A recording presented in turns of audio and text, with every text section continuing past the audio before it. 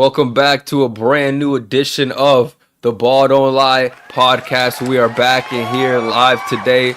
Another great slate of games today in the NBA. A horrible boxing match that maybe we'll talk about, later on in this episode. But let's get straight to it. Let's get straight to the NBA games. Let's get straight to the NBA because we got a lot to catch up on, especially with this in-season tournament going on. But before we jump into that, the first thing I do want to talk about is why have there been so many injuries this season? It feels like every team has got one or two guys out, star players, especially the Pelicans, damn near their whole roster's out. Why do you guys think that the injuries are turned on this year? Why do you think the sliders are up? What do you think's going on with the league? Bro, I think it's been a bunch Niggas out of shape.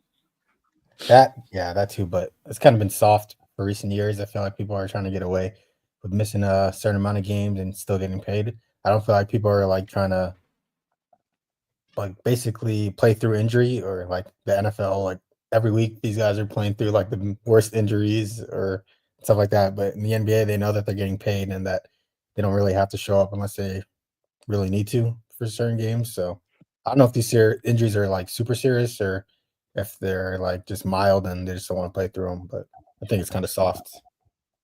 I think it's a little bit of a coincidence thing where, this year's injuries again. Because I think, what was it, 2 or 3 years ago, there was a lot of injuries in the start. But I don't know. I don't think it's not a soft thing. I think it's just like a chance thing. Like a lot more people just got injured this year. I don't know. And they want to probably, take their time getting back. I don't think people like don't want to play or it's about money. I just think like this year, I don't think last year had a bunch of injuries in the beginning. I think this year we did have a lot of injuries in the beginning. It was like chance, I think, in my opinion. There are a lot of like long-term injuries right now. I don't know what it is. I mean, it's been ramping up over the years. Who can you name as a long-term other than like Kawhi? Kawhi Leonard's fault. It's Kawhi Kawhi's Leonard's fault. We already know what we're getting from Kawhi. Zion too, but Zion. No, it's just his fault. Like, I mean, Paolo's out. Paolo's out for a minute. KD's injured now. Dame got hurt. John Morant's been in and out the lineup. Scotty Barnes, DeJounte, like these are big name players, And I feel like some of the injuries, like Scotty Barnes, he got hit in the face. It is what it is. But I also think that the physicality of the game, like you just see some of the players that aren't as physical being hurt. Guys like KD, guys like John Morant, who they have to get in the paint and kind of get in the trenches and they score a lot, have a lot of usage, but their physicality is not as high as some of the other players. I think that's a part of the reason. The game's more physical, the game's more fast, and so if you're not a guy that can withstand that, you brought up the NFL, but with the NFL, like all those dudes are in shape. Like you can't be out of shape and be in the NFL. And the NBA, you can kind of do it. Like we see with Luka, you know what I mean? Like he's kind of not in shape, but he's still making it work. So I think the physicality of the game at this point, and the athletes just haven't caught up to it.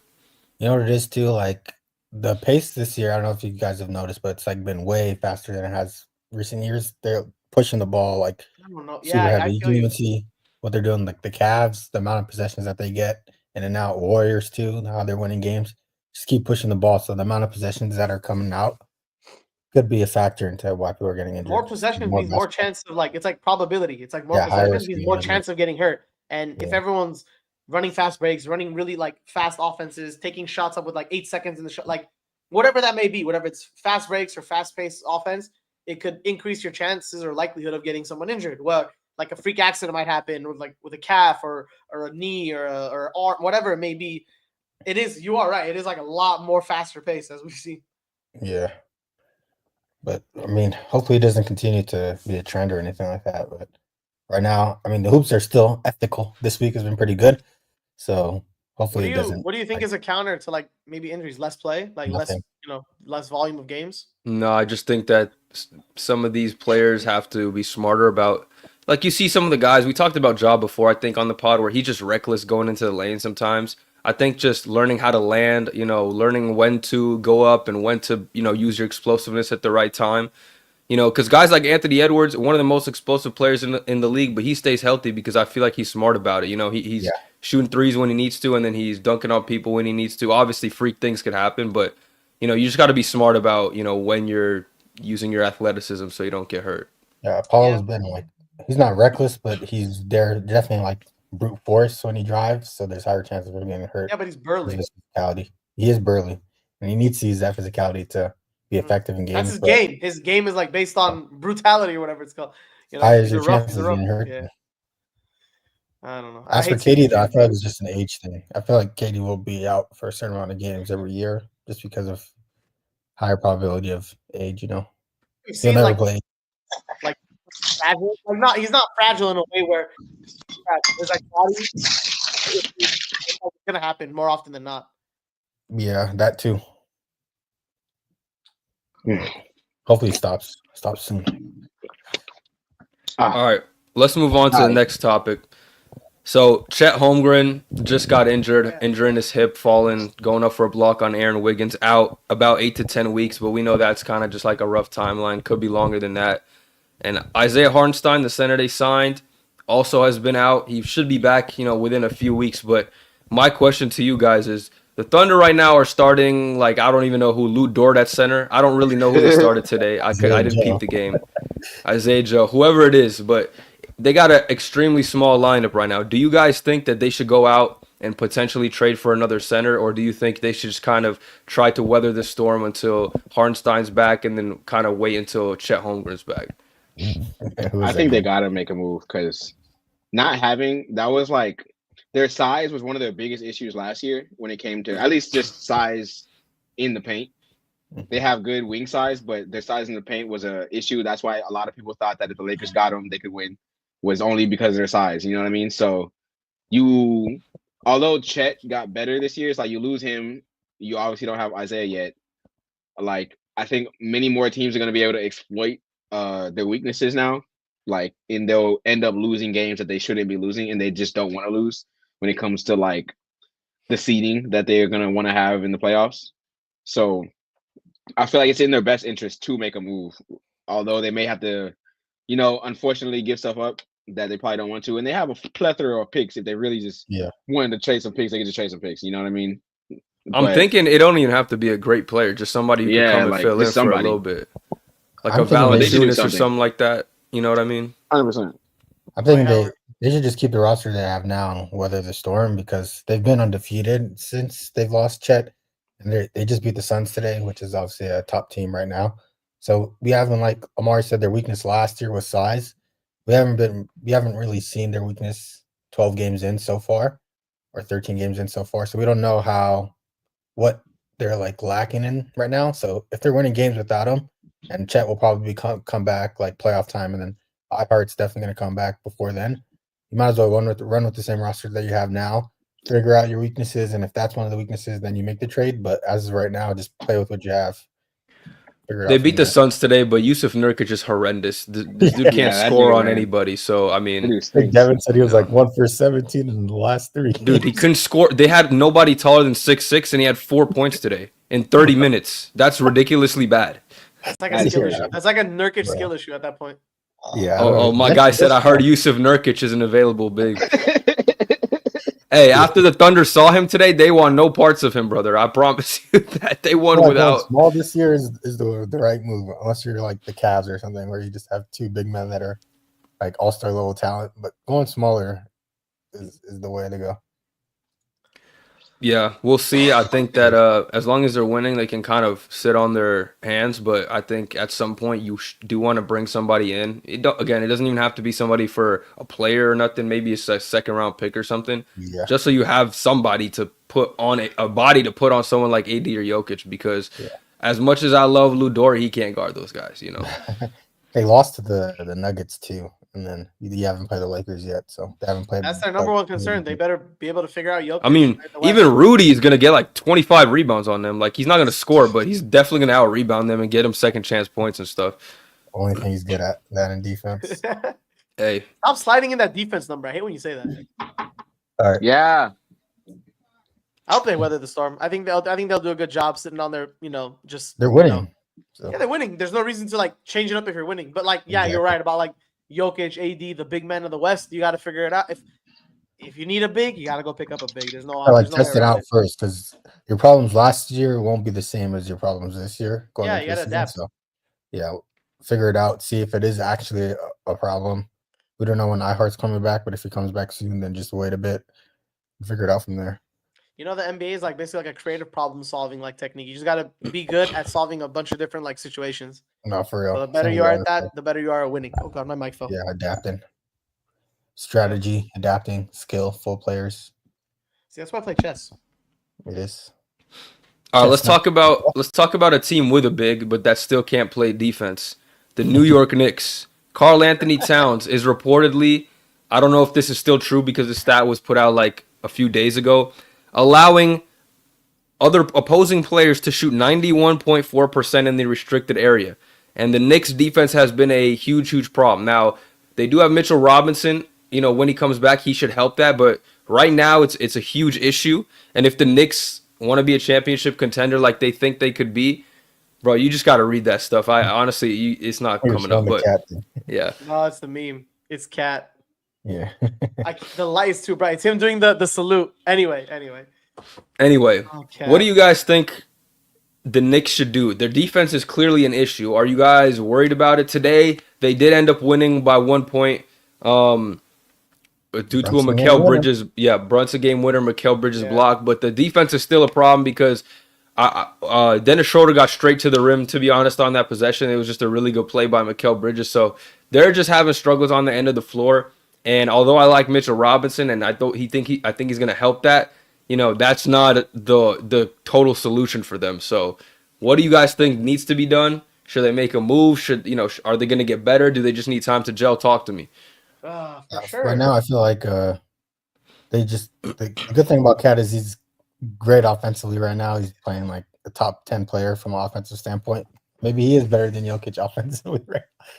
Just kidding. But thank you. Yeah, I think it's a depth issue right now. Like they're playing these guys 35 to 40 minutes a game. You're obviously going to get tired. And from a defensive standpoint, when you're scoring so many points, like you're not going to be able to play defense at a high clip, especially with Karl Anthony Towns size. So that's an issue. So I feel like the resolution is probably getting more depth or waiting for your depth to come back because you're still missing Precious, Mitchell Robinson, even though he doesn't come back till like January or February. Missing another guy too. Precious is a good one too. He should help that. Another guard, I think they're missing, but they're missing depth pieces that they really need, and I think they're not even above 500 either. I think the Magic are the only team, or they're the only team that's at 500. So they're definitely gonna have to make a move if the players don't come back in time, because I don't think it's sustainable to play these guys that many minutes and have a deep playoff run, and that those defensive woes will obviously come back to bite you because you'll start to make an identity of not being able to play defense. So probably trading for somebody that can help you in that front from like a depth perspective is the best way to go for them right now, because you need Karl Anthony Towns points, but he's not going to be able to provide that defense and those points at the same time. Yeah, bro. Because think about it. Like if his offense just goes for one game, you're completely fried. You have a severe negative cone on the floor at all times. Exactly. If his shot isn't falling, if his moves aren't working, bro, it's literally like a popsicle, bro. Everyone's getting by. Are you talking about Cat? Cat. Well, luckily his moves are working, so they don't got to worry about that. That's what I'm saying. I'm saying, like, what if like his offense just doesn't hit one game or in the playoffs, they're completely fried. Like he's just legit like a -30 at that point, you know? Yeah, man, I don't think you can keep the same clip either, you know? Yeah. I mean, even if we're talking about the perimeter defense, like Cam Thomas had like 43 points today, you know what I mean? So it's not even like the perimeter defense is locked down and they're just struggling on the interior. I think them as a whole defensively has been an issue, you know what I mean? I think it's the amount of minutes that they play each night. I don't think it's sustainable to keep a high level of defense. Last year it was, but I feel like they had more depth last season. Last year they had the power of friendship. This year they don't. Yeah, I mean, it's literally just Mosley right off the bench. Too, spacing the floor and taking off the offensive load.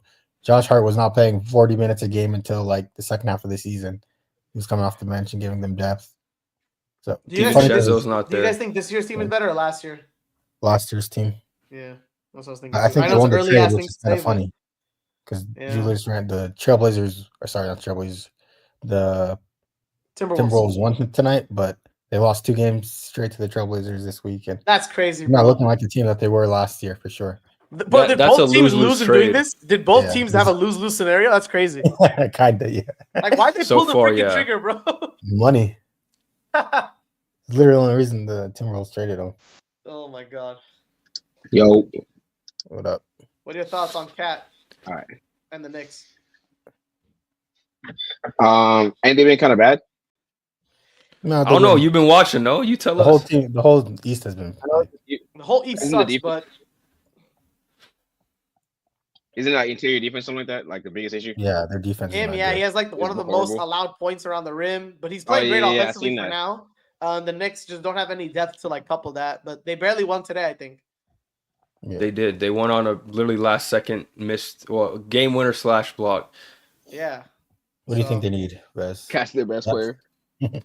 Me, I don't know what they need, honestly. I just think they need. I mean, I think Mitchell Robinson, like I said, is going to help them. But again, it's like he gets in foul trouble a lot. But you know, the reason Cal was so successful in Minnesota is because he played with another big and Rudy Gobert.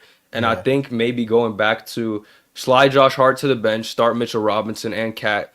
Now you got some more depth coming off the bench with Josh Hart, and you can actually have two bigs that make Cat viable guarding fours and Mitchell Robinson kind of be that rim protector.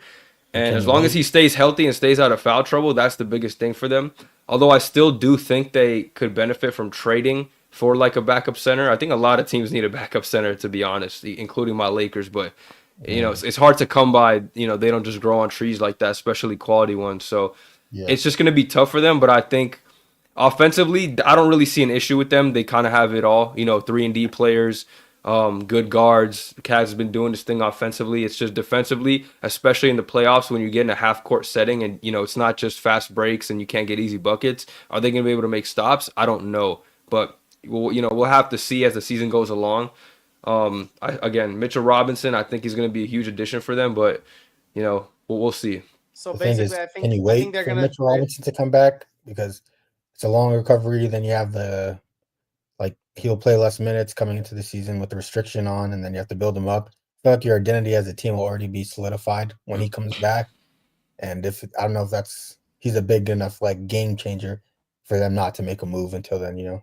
I think it's a long season. I don't know when he's supposed to come back, so we'll see. But in January. Oh wow, yeah. Then maybe you kind of don't want to wait till January to get it. Yeah, like you said, it's hard to find what's it called, guys? Just get Cat back on the same style of play as he was on the Timberwolves.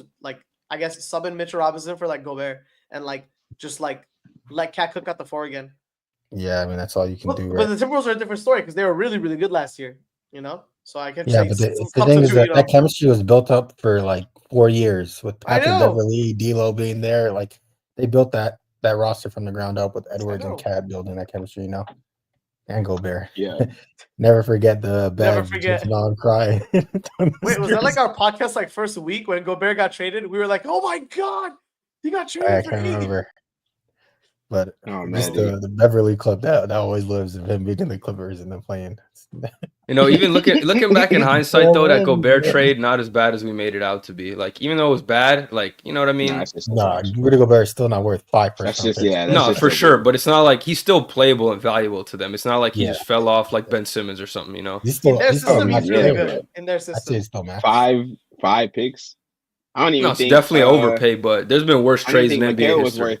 Mikhail wasn't even worth that. That was a bad trade too, for sure. I'm not going to argue with that. In hindsight, how many did KD get the other 2 years ago? 4 picks in Mikhail and Cam Johnson. Well, KD's worth it. It's fair. Yeah, KD's worth it. Because KD had 4 years left on his contract. KD's that too. Yeah. And he's been averaging 30 for years. He's not the problem. So we'll say. Yeah, I don't know what they're gonna do with Cat, bro, or the Knicks. Cam Johnson has been irrelevant since he's been on the Nets, right? We could use him. He's always hurt. He's in and out the lineup. I wouldn't say irrelevant. He's just not some star player. You know, you're not going to hear about him. He's a high tier role player. If he was on a good team, people would talk about him. If he was on the Lakers, people would talk about him. Exactly. But everybody Cam Reddish is getting talk on the Lakers. Come on, man. Exactly. You know what I saw? YouTube video on the Bucks. He'd be getting talked about. He's good enough to be. Malik Beasley was last year, shooting 40% from the. He's better than Malik Beasley in my opinion. Yeah, he is. He'll get the same type of attention. My point. Nah, I think you're underrating role player on a good team. He's a high tier role player. He's one of the best. On a good team for sure. He's 6'9" long. Bro, him and Mikal were going band for band on the Suns days. They were role playing gods. Bro. Yeah, literally top tier role players, dude. I can't believe they had 2 top tier role players, dude. Cam Johnson is just giving up shots to Cam Thomas. That's not his game though. Like he's just a catch and shoot guy. He ain't even. He's not giving up shots. He doesn't do that. Like that's not his game. Cam Johnson has some of the craziest games in the Suns. Like, and look at that team, where they're going. Yeah, no, he needs to get out of there. He needs to go to like a. He'd be valuable to a contender or to like a good team. I think it'll be a big trade deadline piece. Send him to the Bucks. Paid max Give money, Bucks a chance. No, nah, he's a good decent contract, but he's not getting max. Nothing. I think he got an extension. I think he might be getting $20 million. Not everyone who signs an extension gets a max, Hassan. It's not true. I feel like he's like, bro, this guy got extended. He must be on a max. No, I swear he must have got a max. He must have. I'm gonna say like 18 mil, 20 mil a year, probably. That's probably what he's. I'm a guess. I actually don't know, but. Guessing. You want me to Google it? Yeah, somebody check right now. Must have taken a sweet time. Warrior 18 million. Oh, that's what the Suns. Let's see. No, don't mind me. Oh, 18 mil. Yeah, 18 mil a year. That's what the Suns. All right. He's making 25, 23, 21, 23. All right. That's about good money for him. That's good. That's fair value for him in my opinion. Yeah.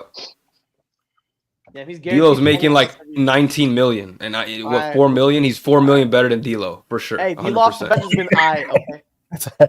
That's how you compare contracts now. What D'Lo's making, we'll compare. I mean, that's how you got to compare. You got to compare contracts. This D'Lo's the benchmark. D'Lo's like the middle. Nah. I just know his contract. That's all. That's why I said it. But I wonder why we know it off the top Warrior 94 million. That's good. That's good value for him. 23 million. Yeah, they get him about it here, bro. There's no way he's on the team past the deadline. He's making more than what? That's my barometer. Who? Whoever's making James more Harden? Nah, there's no way D'Lo's making Harden a max. He's not. He has a decently high contract. I'm sure he still has like.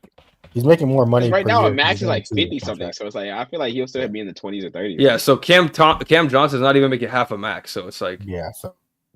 James Harden's making 36 mil, so like. See, I was saying, I'm sure Harden's still in the 30s, bro. Like. Yeah. 2 years, 70 mil contract. So that's big bread. It's just the value of these contracts have gone up over the years, so you're thinking like you're in 2015, you know, and that's like my type of contract. Start 23 mil used to be a max. Duncan Robinson contract that everybody went crazy for, like a 5-year 90 mil or something like that. Yeah, now that's like the going rate for shooters, bro. That's not even crazy at this point. That's how the league's been changing. Damn, them shooters, the Mayans. I think KCP got 23 mil a year too, 25. Yeah, KCP got like 80 mil 3-year contract, like or not even. Probably 90 mil. I don't even know, but a lot of money for sure. These days, man. 3-and-D. Yeah. Hey, that's just the going rate for good 3-and-D players, and I think that's fine, right? They're very valuable to winning teams. Like they're literally difference makers for championship contenders. How much did you guys pay Zach LaVine? How much would we, or how much is he making? How much do you think he'd be worth? He'd probably be worth like 33 mil. Fry. Yeah, 33. This guy's crazy. Look, 20 mil. Medium fry, light salt. Would he be D'Lo contract level or above D'Lo levels? No, above. Above, yeah. Exactly, he's still worth more than D'Lo. He'll probably be like DeMar DeRozan money, making the same amount, a bit higher because he's younger. Would your team pay for him? Would you think he'll help you? No. So then he won't go that much. But he's not making 30. He's making 45 mil. That's the problem. He ain't making what he's worth. When it finishes, what do you think it will land at? I don't know. Like 30 mil. Depends on his contract year. That's all that matters. Depends on his contract year. Yeah, that's too. That too. I think this is his contract year. His like what's it called? His or maybe not. I don't know. Zach LaVine's not role, but yeah, I guess role. The type of spot that he feels is like he can't do it anymore, so he's not gonna lay a lot of money. No, what are you talking about? You can't do it. Yeah, all he has to do is score. He's an all right score. He's not even that crazy anymore. He's a good scorer. Don't even say all right. All right is crazy. All right, bro. He's all right. He's not good. He's all You're right. tweaking, bro. You're tweaking. Tyler Hero good or is he all right? He's good. Tyler Hero's under good. Tyler Hero. He's about Tyler. He's just having a good year, but by the way, but like Zach LaVine can score the ball. Tyler Hero's worth the max. No. This year he's on a different level. He said Tyler Hero's worth the max. Is Zach LaVine worth the max? No. I bet under. Is yes or no? A max? No. No, he's not worth the max. Not a bit under. What is the max right now? What's the max that's not a super max? Like 35, 40? Like 40 mil. mil. It's higher than that. It's higher than that. Oh, yeah. Like 40. Gotta be in the 40s, right? Nah, Zach's probably worth like 30 mil. Yeah, he's not Oh, worth this dude more signs than like an Harden. $18 million contract, I bro. think Kyle Kuzma signed him. No, Fred Harden's VanVleet more. signed a max. Like Okay, well, 2 years Harden. ago. I mean, Kuzma's a little inflated just because he's just the Wizards. Like, Same with VanVleet, bro. They gave him Bro, he literally doesn't stupid do money because they anything. had That dude's to. like inflated score. too. Score. Like he's So not 42 crazy. dude, they million. literally, they had to pay the money. Like they had to pay somebody. Yeah, so anything up 40 Fred's just million lucky. wise. Fred literally just got like laced up just because like This shit Hey, don't man. carry the over, Raptors so they're had like 100,000 fucking rookies. Zach 100,000 LaVine rookies. Fred can VanVleet. do the same thing though. as what? A team that needs to lay out money for a veteran that can score. But I'm not really counting those as realistic contracts because those teams have to pay people, which I understand, which I get. No, but that rarely happens. Like, when's the last time before the Raptors this year have we heard that a team literally had to pay somebody more money because they didn't pay enough people? The Dylan Brooks first year guarantee, the Dylan Brooks contract, that was a lot. Yeah. I remember the Rockets had to meet a floor and they were paying people like crazy guarantees in the first year, but they were not non-guarantees on the back end. Dude, like Zach LaVine's floor is $25 million. Like that's the least amount he's getting. That's close. I'm thinking 18. Fred VanVleet is making $40 million. No, 18, 19. No, dude, he's not getting 18, 19. You're tripping. He's not that like what he used to be, bro. He's not. Bro, that. you're tripping. 18, 19 is role player. Let me see when his contract's up. Dude, Tobias Harris is making 25 mil. He is not making $18 million. Zach LaVine is better than him. Yeah, like. I'm not even the number one Zach defender in the world. I think Gabe's mindset is just in the NBA of like 2015 where that used to be a lot of money. Like now, Bradley Beal's making like 50 million. LeBron's making 50 million. Steph making 50 million. I'm like, dude, he's on a 5-year, $215 million contract. He's not getting anywhere. He's not sniffing that anywhere. Who? Zach LaVine is on a 5-year, $215 million contract. Yeah, but he's in that contract right now. He didn't just sign it. Bro, he's in that until like age 32. He's 29 right now. He is not getting anything. He getting that money. He getting that money. I'll never. Yeah, 32 is not that old even. And I'll go into my. Bro, he's like this at 29. He's gonna be worse at 32. That's not true. That's just not true. This is not like we're not talking about James Harden or we're not talking about like people like that. But people will get better. I'm never gonna count people out. He's not gonna get better. He's not getting better. He is not getting better. Bro, Tobias Harris has been getting worse and got 25 mil. Not to mention the cap is going up over the years. Don't forget that. The cap is gonna be going up over the next few years too. 30 million is definitely not out of the realm of possibility. Yeah. People can definitely just like he's injury prone. Like AD was injury prone and he's playing. You know what I mean? Obviously he's not AD, but people can have healthy seasons after being injury prone. You know, it happens. You know what I mean? So it's just like there's no guarantee that he's just going to be ass at 32. It's probable. 32 is not even that old. Yeah, he's barely entering his prime age. All-stardom, like he's going to be reduced to like. What do you think he's going to do at age 32? What do you see him at? Bro, he can average 20 points. He can average 20 points at least. 20 points. Yes.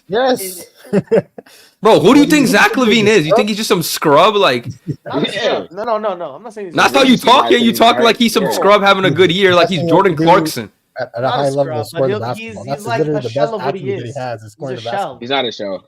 He's a shell. How? Bro, what are you talking about? You're just chatting, bro. You're just chatting shit. Yeah, he's been hurt. That's also going to be attributed to his like in a few years. It's going to matter if he's hurt. Bro, he's a shell and he's averaging 24 points this season. That's a shell. Let's see him play the whole season. He's averaging 24. Is he like 20 or 22? 24 points. That's in line with what he usually averages. That exactly. Like he had one good year where he averaged 27. Like, let me check. There's nothing declining besides him his health. So 37 minutes. As long as he's healthy, 37 minutes. He went out there and 8 points. Okay, he had a bad game today. He played the best defensive team in the league, bro. What are you talking about? And their team stinks. This man's gonna die. He went out there and ate a banana and came back and sat down. But that's all I'm saying, bro. Like I'm just saying, like don't have too high expectations. Okay, what is he averaging? But when I say this about Jalen Green, you dismiss it, right? Okay. Don't make me pull up Jalen Green stats today. Don't make me pull up Jalen Green stats today. I could do that too, bro. Right now, who's better right now? Zach LaVine or Jalen Green? Who's better right now? I want to hear these two answer this. Zach LaVine is better right now. All right, thank you, Hassan. Yes. Then Jalen Green will be better though. That's fine. That's fair. That's fine. We're talking about just 2 days. I could argue that. It's not. Exactly. I don't know why. Let's see this. I don't even want to hate on him. I'm just saying he's such a fanboy, and his like you pull out 1 day's box score to make argument. You know what I mean? I didn't even pull up anything special. I went up to his name, and that's what it showed me. But I'm telling you, if I could pull up Jalen Green's box score today, but you're gonna defend him still. That's all I'm saying. Right. Oh, we could defend him.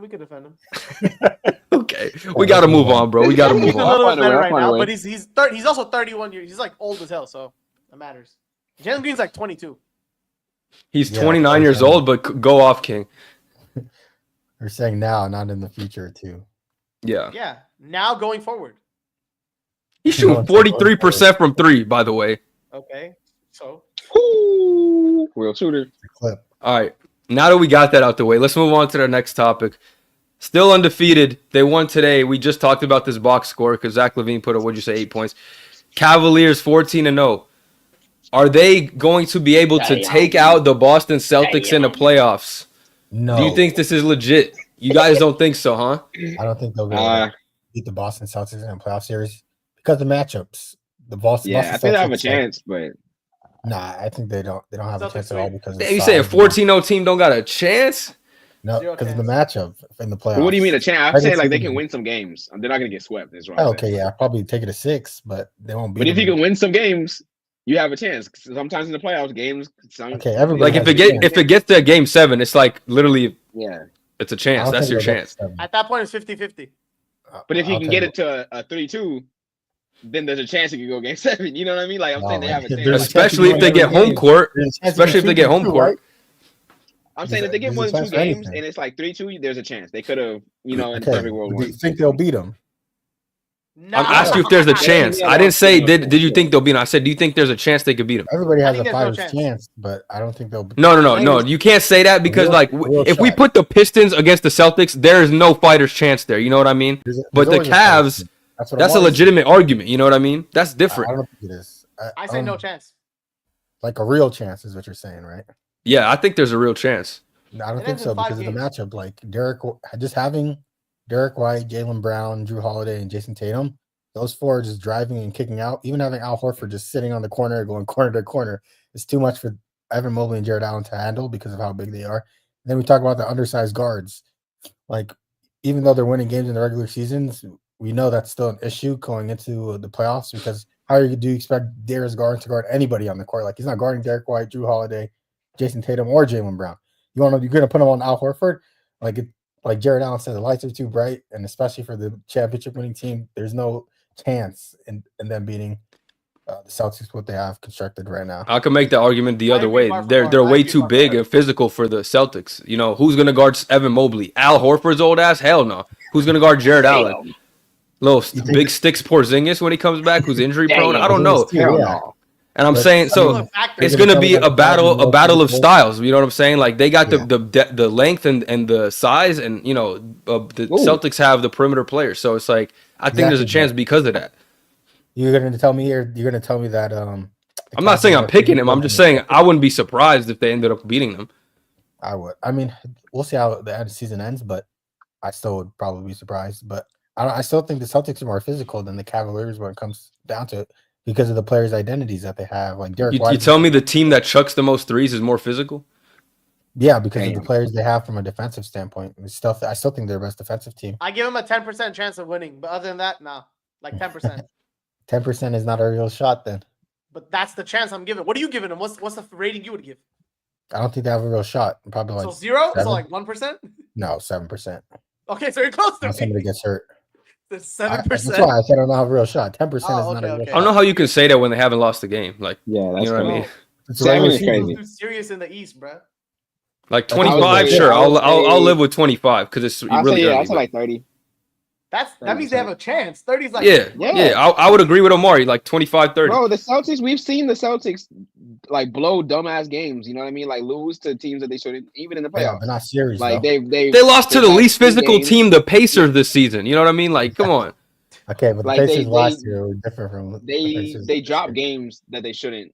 Too much for a team that good. You get me? So it's just that's the reason. Same reason I thought the Knicks had a chance last year if they were fully healthy. You know what I mean? I think that I'm not gonna say, like I said, I don't think the Cavs can win because I do agree with you when it comes to the matchups and just the firepower on the Celtics is just kind of on crack. But it's also like the Cavs are playing good enough to say they could win a couple games, and then like I said, a lot of times in the playoff they can win a couple games, like they win the game, and then you leave it up to chance. Like the Celtics can shit the bed a game. You know what I mean? A lot of things can happen in the playoffs. So that's what I mean when I say they have a chance. I'll give them like 30%, but. It's not 50-50. It's not like that. They're not even, but yeah. 30%. Like, you know. I feel like when it comes down to it, the team that's more likely to shit the bed in the playoffs is the Cavs. Like the players. And I'm talking about Donovan Mitchell. I'm talking about Allen, Mobley, Garland, these guys. But they're all young guys, you know, they're growing into it. But I can like see we have them yet to see it. There's only this year again. I can see them playing bad again. I don't see the Celtics like letting up. But you're based on what though? Like based on just the past, like Celtics past experience, Celtics team makeup, Jason Tatum this year. I feel very confident in them. I know the Cavs have won their 14 games, 15 games in a row. That's fantastic. You deserve a gold medal for participation. But when it comes down to the playoffs, I don't think they're going to beat them. Like I think it's 10%. Yeah, it's just matchups for me. But I think they beat everybody else in the East. Yeah, I mean everyone else in the East sucks ass. But even if they're at top form, I think they'll beat anybody else. Bro, they're in different tiers still. I still think that like the Celtics are here and like they're in their own tier in the East, and everyone else is under them. That's how I'm still. I don't believe that. I think the Cavs are in the same tier, but matchup wise, they just can't keep up. But then they're like Omari said, they will give you games, but it's a whole series. There's no team in the NBA that's beating, no team in the East. I feel like is beating the Celtics 4 times. Like it's tough. I mean, I'd probably still pick the Celtics. Would have to lose themselves games. You get me? Like in my opinion, for the Cavs to win, the Celtics would have to lose a couple games, like being dumb. Yeah, and Celtics have to win some games themselves too. Yeah. I think the Cavs can go and win themselves a couple games, but to win the series, they would have to win games that they shouldn't have. You get me? Yeah, exactly. They're in the same tier though, Gabe. Let's not disrespect that team. 100%. I don't know, bro. If they go head to head, for sure in the same tier. It's just them and Boston. You got to give credit where it's due. You can not everyone like.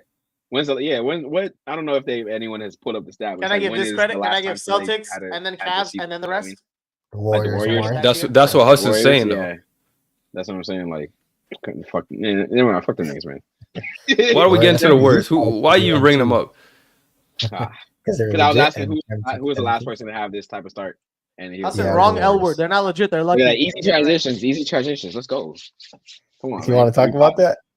What? We could. I mean, they're actual championship contenders. Yeah, you guys have the most insane bench quality I've ever seen in my life. You guys are not supposed to be good. No, they're actually actual contenders. I give the Cavs a higher chance of making to the finals than the Warriors, bro. I'm sorry. Because they're in the East. Okay, but you're naming another championship contender. Are the Warriors not championship contenders? No, bro. You guys are not. Come on. Why not? Why not? Come on, bro. We're gonna have to see. They're hot. They're hot. They're looking great. You know what I mean? They beat every top. I gotta see more. I gotta see more, bro. I gotta see more for their. How many games do you have to see until you give us our respect? Hassan, maybe like a third of the season. Yeah. Hey, if you all saying this about the Cavs, I can say this about the Warriors. That's all I'm gonna say. I mean, it's only fair. You know, the Cavs are legit. We're talking about the playoffs with the Cavs. We've seen the Cavs for years. We've seen this group improving incrementally. You get me? But it's like the Warriors. This is new makeshift team, not makeshift, but it's an added yield. Who was it? Add whatever. They got rid of Clay. They got rid of Clay, and so it's just like they're getting used to it. You know, things are great for them right now, but there's still a lot of room for things to change. You get me? Compared to the Cavs that we've seen for years. Their young players have a lot of question marks still, in my opinion. Like Kuminga. Play bad, then start somebody else. That's why you have a 12-man rotation. If you play bad that night, you don't play at all. But it's like, can you even trust Wiggins? Like, he's been having a good start to the year, but even Wiggins has his moments where it's like, the fuck are you doing, bro? Wiggins can get benched too. Everybody can get benched. It's whoever has a better night, and it's been working so far. No continuity. That's going to be your issue. No one's going to know the role, how many minutes they're going to play. Ooh. Nope. And in the playoffs, you can't play 15 dudes in the playoffs, bro. There ain't no 15-man rotation in the playoffs. There shouldn't even be a 12-man rotation right now. Warriors is cooked, man. Warriors is cooked. It's over. I don't know. So they play the best player, and these guys are earning their minutes. And if it's working, keep going at it. And I don't know what it's going to look like when come playoff time. So you know what you guys are? You guys like that Tinder PFP? It like only shows the girl's face, so like you don't know what's going on everywhere else. So you guys swipe right, and then you see. And then you got fully catfish. Hassan, I'm telling you, I promise you guys are not real contenders. No, I'm being dead ass. Hassan, if you get down to a 7-game series with any of like the top 6 teams, your team gets smoked. It's crazy. Gabe thinks the Celtics are the only good team in the league, according to him, I guess. And we only lost 1 game on the road. Yeah, you know what it is. You lost one game at home. I mean, y'all are looking good. Like, don't get me wrong, you guys are a locked playoff team, but I just don't know in a 7-game series like how the 12-man rotation thing is gonna really play out. That's my real concern, personally. I'm sure as the year goes on, they'll shrink the rotations. Like that's how it always generally goes. Or we'll have a 12-man championship. Yeah, if Kuminga starts playing, it would be a first. Dude, Lester Quinones is getting like 20 minutes, bro. Come on. Not Lester. What's his name? Lindy Waters, bro. Lindy Waters. Bro, he started tonight too. You don't even know who's gonna start. Real hoopers. You're the unknown. You know. They just be rolling dice. They got Steph Curry. And they rolling dice after that. Steve Kerr, like he throwing darts at a dartboard. Steve Kerr, who started tonight? They got a random name generator. Well, now we have Moses Moody starting. Next night we have D'Anthony Melton. Now Lindy Waters. Like, who knows who's starting this week? Pause, you're up, buddy. Like they'll get a turn. Yeah, like they're waiting in line. So next week or next game, we get. I think it's just based off matchups, but it's still pretty funny that you don't know who you're going to start that week, or if they're even going to play. I don't even know how much minutes Moses got this week. Honestly, if they weren't winning, that would be like the biggest like issue. You know what I mean? Yeah. Fuck, like why are they playing so many people? Like, but since they're winning, it's like all right. Give Chris credit. That's for sure. He's definitely if they go on a losing streak, it'll be interesting to see if, like, you know what I mean, the players will be like, I need more minutes, or like the fans will be like, play this guy more, yada yada. Everybody's happy when you're winning. I mean, now it looks like they're not going to lose for a while. I saw their past 10 games today. I think they're not playing anybody like big for a minute. That's when you know you're gonna lose, when you feel confident. Laker fans know what that feels like. You beat the Grizzlies today. I think you guys can lose to the Hawks, bro. They've been looking good. I can't even lie. They play but these teams are mid. They're not like. Are you going on a road tour? Hey, respect the Hawks, bro. The Hawks look decent this year. I can't even lie. They look better than I thought. The Wizards today or no? Yeah, they smoked them. Okay. Hassan, are you guys going to play away games or home games? Pelicans, Spurs, Nets, and then we'll play the Thunder again. Hey, watch out for that Atlanta game. I'm just going to let you know that. Just watch out for that Atlanta game. They got smoked today, though, so I don't know. They haven't been looking too good. Kawhi, come back. You know, it's crazy. James Harden is about to break the three-point record and be number 2 all time. He's tied today. How many did he get today? Damn, dude. I wanted to go to into a dome game to watch him beat the record, but my knee is still messed up. When's the next? Oh, is the next? Good thing you didn't go today. They got destroyed. They play on the 18th. The Warriors. Is it at Inuit? Yeah, against the Warriors too. Get the like a stroller and get the handicap pass where they let you go. Oh yeah, you can get the handicap one. That's easy. That's true, huh? Light work. No, he's gonna pass the next game. I think they play the Jazz. It's the 17th. It's Jazz. Oh, okay. They play the Jazz. Damn. He'll definitely get it. The cheapest tickets are gonna be. Where are they? Are they at home? You know what you can do? You can buy nosebleeds and like run around on the bottom. Just run around. Dude, I've been to the Intuit Dome. It's not really like packed out. Like there's a lot of open seats there still. That's what Paul George said. Didn't Paul George say go fucking pack it out or something? What did he say? I forgot the quote. Besides the wall section and like a little bit of like the mid sections, like it's not as it's not as big as you would expect. But I mean, I guess you wouldn't expect to be big as Clippers. I think it costs $2 billion. It's probably the best arena that you've been to, though. No, it's definitely nice. It's a really nice arena, but the fans just aren't showing out. And I don't blame them because the team isn't that good right now and probably won't be for the rest of the year. But when the team actually gets exciting, it'll be a good experience, especially like a playoff situation. I feel like the most fans that they ever got was the Patrick Beverly, Lou Will days. Like that's the most it's been. No, it's got to be when they had Kawhi and Paul George initially, like when they first got them. $30. People definitely had the false hope of like, oh, we just got the Finals MVP, yada yada. It's our turn. And then you had $30 nosebleeds. You coming? How much? $30 nosebleeds. 30. Really? Parking is gonna cost more for sure. It's gonna be like 40. No, parking's free, bro. Oh, it's free? Well, not next to it, but there's like residentials and there's actually parking there. Like, there's and it's like wow. Yes. But that's because the Clippers suck right now. Yeah. It's not in downtown either. Or wait, so the nosebleeds is actually just 30? Yeah. Probably drop. I just literally said nosebleeds $30, bro. I went to a freaking What was the best? We can probably do the shit where you like check the. Dude, we went to when I went to the game against the Spurs, we were in the 100 section for like 105. Damn, bro! I went to a Rams game and parking was $80, bro. I was geek. That's crazy. How much is the 100 sections for the good ones for the Warriors? Do they have hundreds or is it like rows? I think. No, he's not talking about the Warriors. Warriors will probably be higher. He's talking about Jazz. Oh, talking about Jazz. What's the Warriors? Because that's gonna beat the thing. He's gonna break the record. He's gonna break the record there. That's still can't go though, man. My knee's getting better, but it's not where it needs to be. Yeah. Hey, we'll all go to a BDL Clipper game because we could probably afford it. I'm going to go to the 100%. That sponsored this video. Yeah. Clippers in with those. We'll do a vlog, bro. Put it on the channel. Yeah. So Warriors Clippers in December. When's that? Yeah. Like what day? Like 27th. I will dress in full Lakers attire. I do not care who they're playing. That's really my dad's birthday. Lakers attire. Oh, is it? Bring them. We'll go. Yeah. His birthday. Guys, I will wear every single clothing item Laker affiliated. I promise. Yeah. Hey, Oh no, people are still gonna go to. I was gonna say Lakers play in January, but like it's LA, God. So people Those are just gonna be like 300 a piece. Yeah, the tickets are gonna be. They're gonna be Laker prices. Yeah. I hate that, bro. I hate Laker prices. Yeah. Yeah. Right. I haven't gone to a late game in a few years now. The only time it's justified if it's like if you get good season in the playoffs. Other than that, it's like meh. All right, what's the next? Let's talk about the 76ers as a whole. First of all, Joel Embiid's return.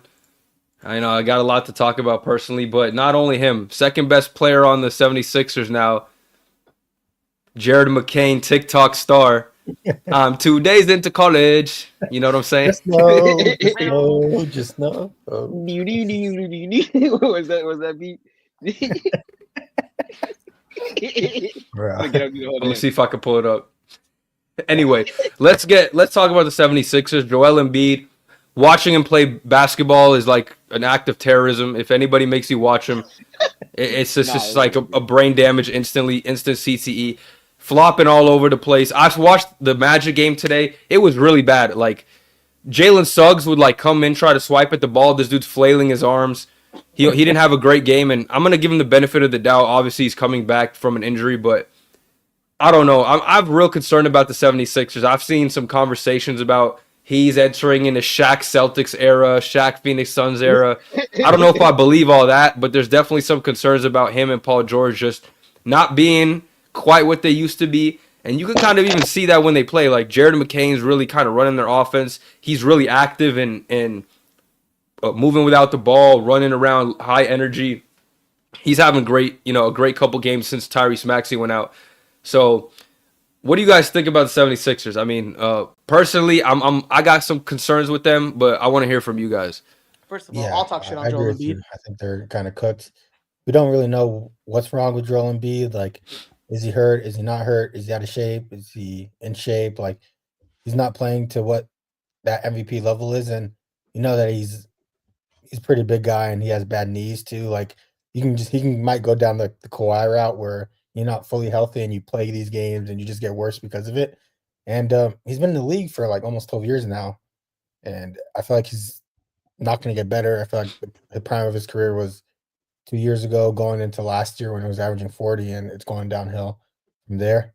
I do believe in Paul George, though. I think he'll get back into the rhythm just because of the skill set that he provides on his team. I don't think you can really lose that. Like Tobias Harris, like he's bad, but at least you know he'll shoot corner threes and he'll give you some type of like couple rebounds. Like he'll give you something on the court because of his size. So Paul George kind of that same category where he can still shoot threes, drive to the basket, like you said. And then missing Maxey's going to be a big part, but Jared McCain has been hooping.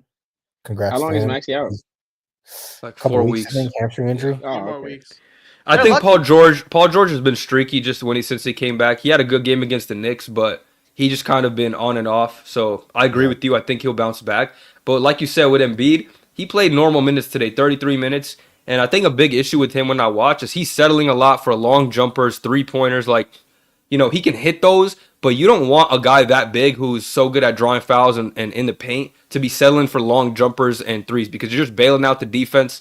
You know what I mean? Like, you're trying to force fouls. You're not really looking to score. That puts your defense on their heels because then everyone got to run back because of a turnover or, missed call. And then he sometimes complains to the ref, so it's a 4-on-5. And just him being a big dude, kind of getting up there in age, he's not running back as well, so it's a 4-on-5. So I just think the team as a whole too. It's not like, again, besides Jared McCain, you got Kyle Lowry, who's not particularly young. Andre Drummond, not particularly young. Gershon, who I've liked for them, but again, he's kind of a big man as well. They had Eric Gordon playing today. I didn't even know he was still on the team, bro. I actually had no idea till tonight that he still played for them. He's getting minutes also. Yeah, so again, I just think that the team construction, we kind of overhyped them going into the season because I think their players are just taking a slight step back. And again, it's still early in the year. They can figure it out, but I'm definitely a little panicked on the 76ers. Yeah, I'm panicking too. Joel Embiid runs the whole show, and if he's not at 100% or playing at years past, then he needs to be MVP level if they want any chance to win. Like, there's no question. And going into the season, I thought he was gonna regain that, but now it's not looking like that at all, bruh. You're sucking. Paul George is streaky. Maxi's down. I mean, McCain stepped up because you got lucky in the freaking draft with McCain again. Thank God. Another guard that's popping off like freaking Tyrese Maxey from years ago. So there you go. But yeah, Embiid, bro, he's got to pick that shit up, bro. Legit GGs. Straight up. When Maxey comes back, McCain keeps the same production, or they're gonna put him off. I mean, I think they like what they see. No, they gotta put him on the bench because them two starting is defensive disaster. But but they might use him more off the bench, like what they. He's definitely gonna play a lot. It's just that you just can't start him at the same. It's like the Lakers can't start D'Lo and AR, same thing. But he still plays more than Cam Reddish. Yeah, he'll probably end up 6-man. Yeah, he'll be there soon. Yeah, as long as he gets opportunity in minutes, right? Yeah, he definitely earned it. 100%, 100%. Yeah, he's a smart player. I mean, 76ers. That's their only saving grace right now is that you picked up a guy in like the 17th pick that might be like one of the best rookies in the class. So, that's like the silver lining to the shitty season that you guys have started off so far. So, if for whatever reason, if Embiid can get back to that MVP form and Paul George picks it up, you do have a good team around them. But it's just everything right now is not looking that way. You think he can win Rookie of the Year? Or his front runner? I mean, he's on an insane heat stretch right now, so I mean, it is helping his case. I mean, who else is in competition? Edie, Ricochet, who else? Sarr had a good game. Bob Carrington, Sarr had a good Dalton game Connect. I mean, obviously, but you know what I'm saying? Yeah, I mean, Jared McCain's definitely been the best rookie out of his class so far. If he keeps this up, he's playing ethical hoops too. It's really, really nice to watch him play. If he's playing on a burner, he's gonna win. Like scoring is like for rookies is gonna be, oh my god, who scores the most points? And that's exactly. Like, I think the highest point per game score is like 9 or something. Might be higher. Jared's might have changed. Yeah, it's got to be like Jared McCain, Ricochet, Bob Carrington, Sarr, Zach Edey. McCain's 15 on the season. Wow. Okay. Ryan Dunn's been good too. Stephon Castle had a really good game today too, so he's been picking it up as of late. But it's he hasn't like a top 5 pick. He was, and he's playing well finally. But it's a long season, so we still got to see. I like his game a lot. Smart, big point guard. I think it's gonna be, especially with Chris Paul getting up there in age, especially towards the latter half of the season. I don't think he's gonna be playing as much as he is right now. So he plays 82 at his age. This draft could have a good few hoopers in like 3 or 4 years. That Grizzlies rookie has been playing well too. Jalen Wells, he's been stepping up since Bane's been out. He's a good shooter, but I just don't think it'll last. Bane came back today too. Yeah, so but he's been stepping up for them. I think it's nice that there's so much parity. Like, I think parity is just good for the league in general. So like, I think that having a rookie of the year race where it's not just a 2-headed race from the beginning is like, and for the most part, it's been a one-head. You know what I mean? A lot of times it's a one-headed race. You know what I mean? But people will always throw in people like Chet. You know what I mean? Versus Wemby just to have some type of competition. But everybody knew it was going to be Wemby. You know what I mean? When was the last time it was close? Too, like. When was the last time it was close? Donovan Mitchell, Ben Simmons. That was when it was really close. They were wearing T-shirts like rookie. He was wearing like the rookie T-shirt. What about Zion Ja? I think Zion was out for a couple. Yeah, I think Zion was hurt. That's why. Yeah, What about the Brandon? That's why I'm like, this is the first time. But even then, it's like those are close races. But it was always like it started off on damn near it was 2 off rip. You know what I mean? And Zion was already favorited off rip. So it's just like Edwards LaMelo was close. No, I think so. I think it was. I think it was close. If I remember. Yeah. What about the Tatum year? Was the Tatum year close? Who won? Tatum, Fox, Lonzo. Scotty Barnes, Evan Mobley was close. Yeah, nobody cared. That was close. Cade Cunningham was in that year too, actually. So it was actually 3 guys there, kind of. But the team was terrible. Yeah, I think. But Cade so got I like when you kind of like just don't know who could win it right now. You know what I mean? Obviously, I think what's his name's in the lead now. McCain just with the way I he's like that playing. in everything though. Omari, I like that in the Yeah. MVP, the Rookie of the Year, the MIP. I love hearing like close battles. It's like cooler. It's like, oh my god, he's gonna win it again. Oh brother. Yeah, but I feel like McCain has the clearest path to Rookie of the Year right now because his team, if they play better, like if they have more execution down the line, he'll definitely have a bigger role on the roster as a sixth man, and he'll start to get more points and actually help his team win games. And if that team's winning games, then he'll probably win it because you don't want the 76ers are second to worst team in the East behind the Washington Wizards. But you see the Bucks are picking it up a bit. Giannis has to drop 60 for them to even have a chance. Yeah, he's trying. The Bucks, I don't know. I feel like they have a chance to pick it up. I just think if they make some trades, I wouldn't really be worried about them. I just think the roster right now, they don't have enough. All the guys they signed that we thought could contribute, like Gary Trent doesn't even play anymore. They're starting AJ Green or whatever. Like I think that's his name. Like so some of their pickups they made haven't even been contributing as much. So that's really their issue. I don't think the guys they have, Dame and Giannis, I think it's enough. I think coaching and the rest of the roster is the real problem. Yeah, I feel like Doc's starting to make adjustments, benching like Gary Trent, and then Taurean Prince is not getting as many minutes as before too.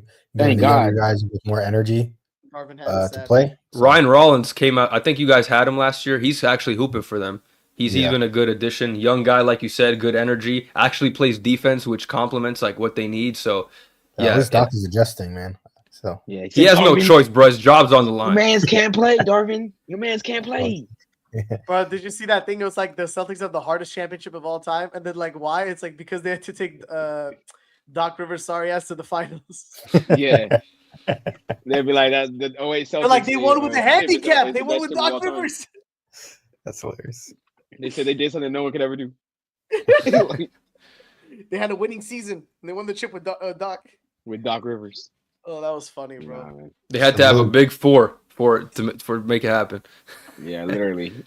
To overcome Doc Rivers. It was really just a big three because like Doc Rivers cancels one out. It's like only three of them. Minus one plus Doc Rivers is a negative. He's that much of a negative, bro. So they were able to win with the big three. That's how they got it. Negative aura points. Yeah. All right, what's next? I want to talk. I want to pull this up, but before I pull this up, let's talk about the Pelicans because you wrote this down, Hassan. What's next for the Pelicans? We talked about the injuries to start the show, and they're literally the team that's been hit by injuries the hardest. I don't even know. They're signing dudes named Austin Reeves or whatever this dude's name is. Something A. Reeves. I see him on the box score. I have no idea where he came from, and I know like every player. I don't know some of their guys at all. Like, so I sent Omari a tweet this morning about like Brandon Ingram. Like during the warm-ups, you know how they do handshakes and everything like that. Yeah. You don't know nobody. Brandon Ingram was doing it with the random players, and someone tweeted like, "This is when you're playing my career for 20 years, and you just have random generated." That's crazy. That's how bad the roster has been for the Pelicans this year. Zion Williamson, I'm completely out on that guy. I don't think he'll ever have a healthy season where he's actually contributing at an all-star level. Last year he played 72. But they stinked, and Brandon Ingram and him were trying to figure out how to get touches. I feel like this version of the Pelicans is over with. Trade BI, trade Zion, start young. Brandon Boston, at least he's okay. You have a center that they drafted this year too that's playing decent. Just get more picks, and just trade everybody. Trade McCollum, trade Murray. This is not going to work out. I don't know how far you think you're going to go with this roster. You probably won't make the playoffs in the West. The Houston Rockets are better than you. Like the Clippers, I think will beat them in a series too. I don't think this team is legit. There's nothing riding for you. You won't even get ticket sales watching this team. Zion doesn't even play. He's just racking up max money each year. I think you just blow up the team. I'm done. I'm completely done on Zion Williamson. I'm giving up on the guy. He's not worth our time. Generational.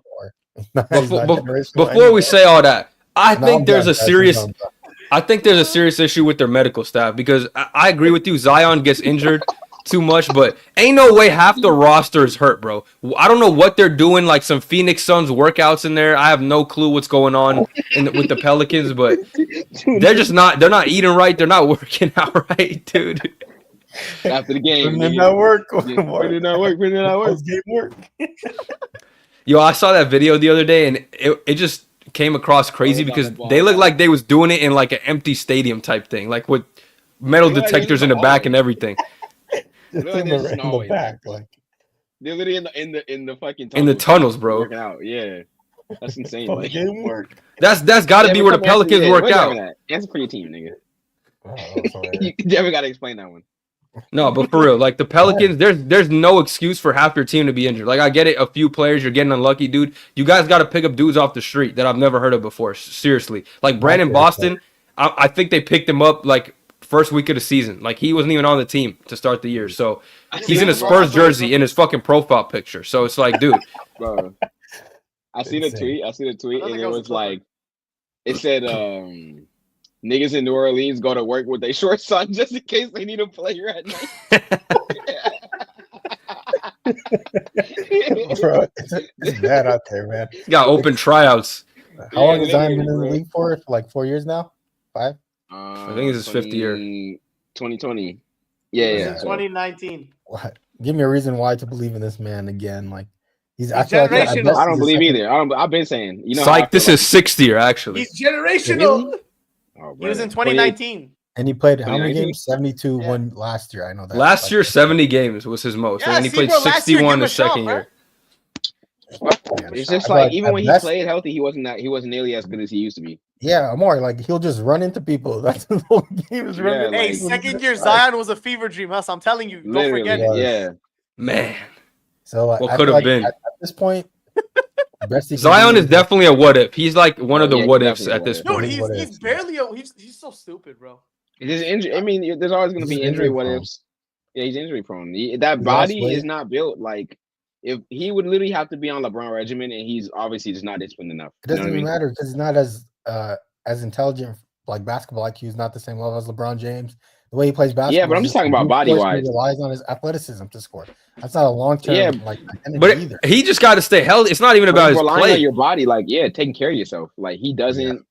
Everyone always makes a big deal about how much LeBron takes care of himself, but it's like there's a reason. You know what I mean? And somebody with that level, that frame, like I think that's the reason that LeBron takes such good care because his frame, he's a freak of nature at the end of the day. But like being a freak of nature can sometimes work against you. Like Zion's muscles are like too strong for like, and I feel like, you know me, you see how I'm built. You feel me? It's just like his muscles are too strong to like. It's like the fact that he can move that weight around like that. That doesn't mean that he should. You know what I mean? Like that doesn't mean that it's good for him. His muscles are just genetically strong enough, and his body's strong enough to move that weight. But at the end of the day, when you're a professional athlete, it's not good to be 300 going fucking running. You know what I mean? Running a 4 or 5. Like at the end of the day, it's just not good for your joints. My point is, even if he loses all that weight and plays the same with brand of basketball, it's not conducive to like a long-term career. He literally just runs into people and relies on his athleticism. Like let him cook. It's not good enough to be a star player in the NBA. What we expected him to be. We all expect if he never got hurt, you'd be having a different conversation. But at least like we can criticize his game. That's one thing. But it's like we can't even see him play his game. We haven't seen this man in a playoff series, so there's literally nothing to criticize. We don't even know what he needs to improve on because he doesn't play basketball. Right. He should come mid-level. He should come on a mid-level to LA.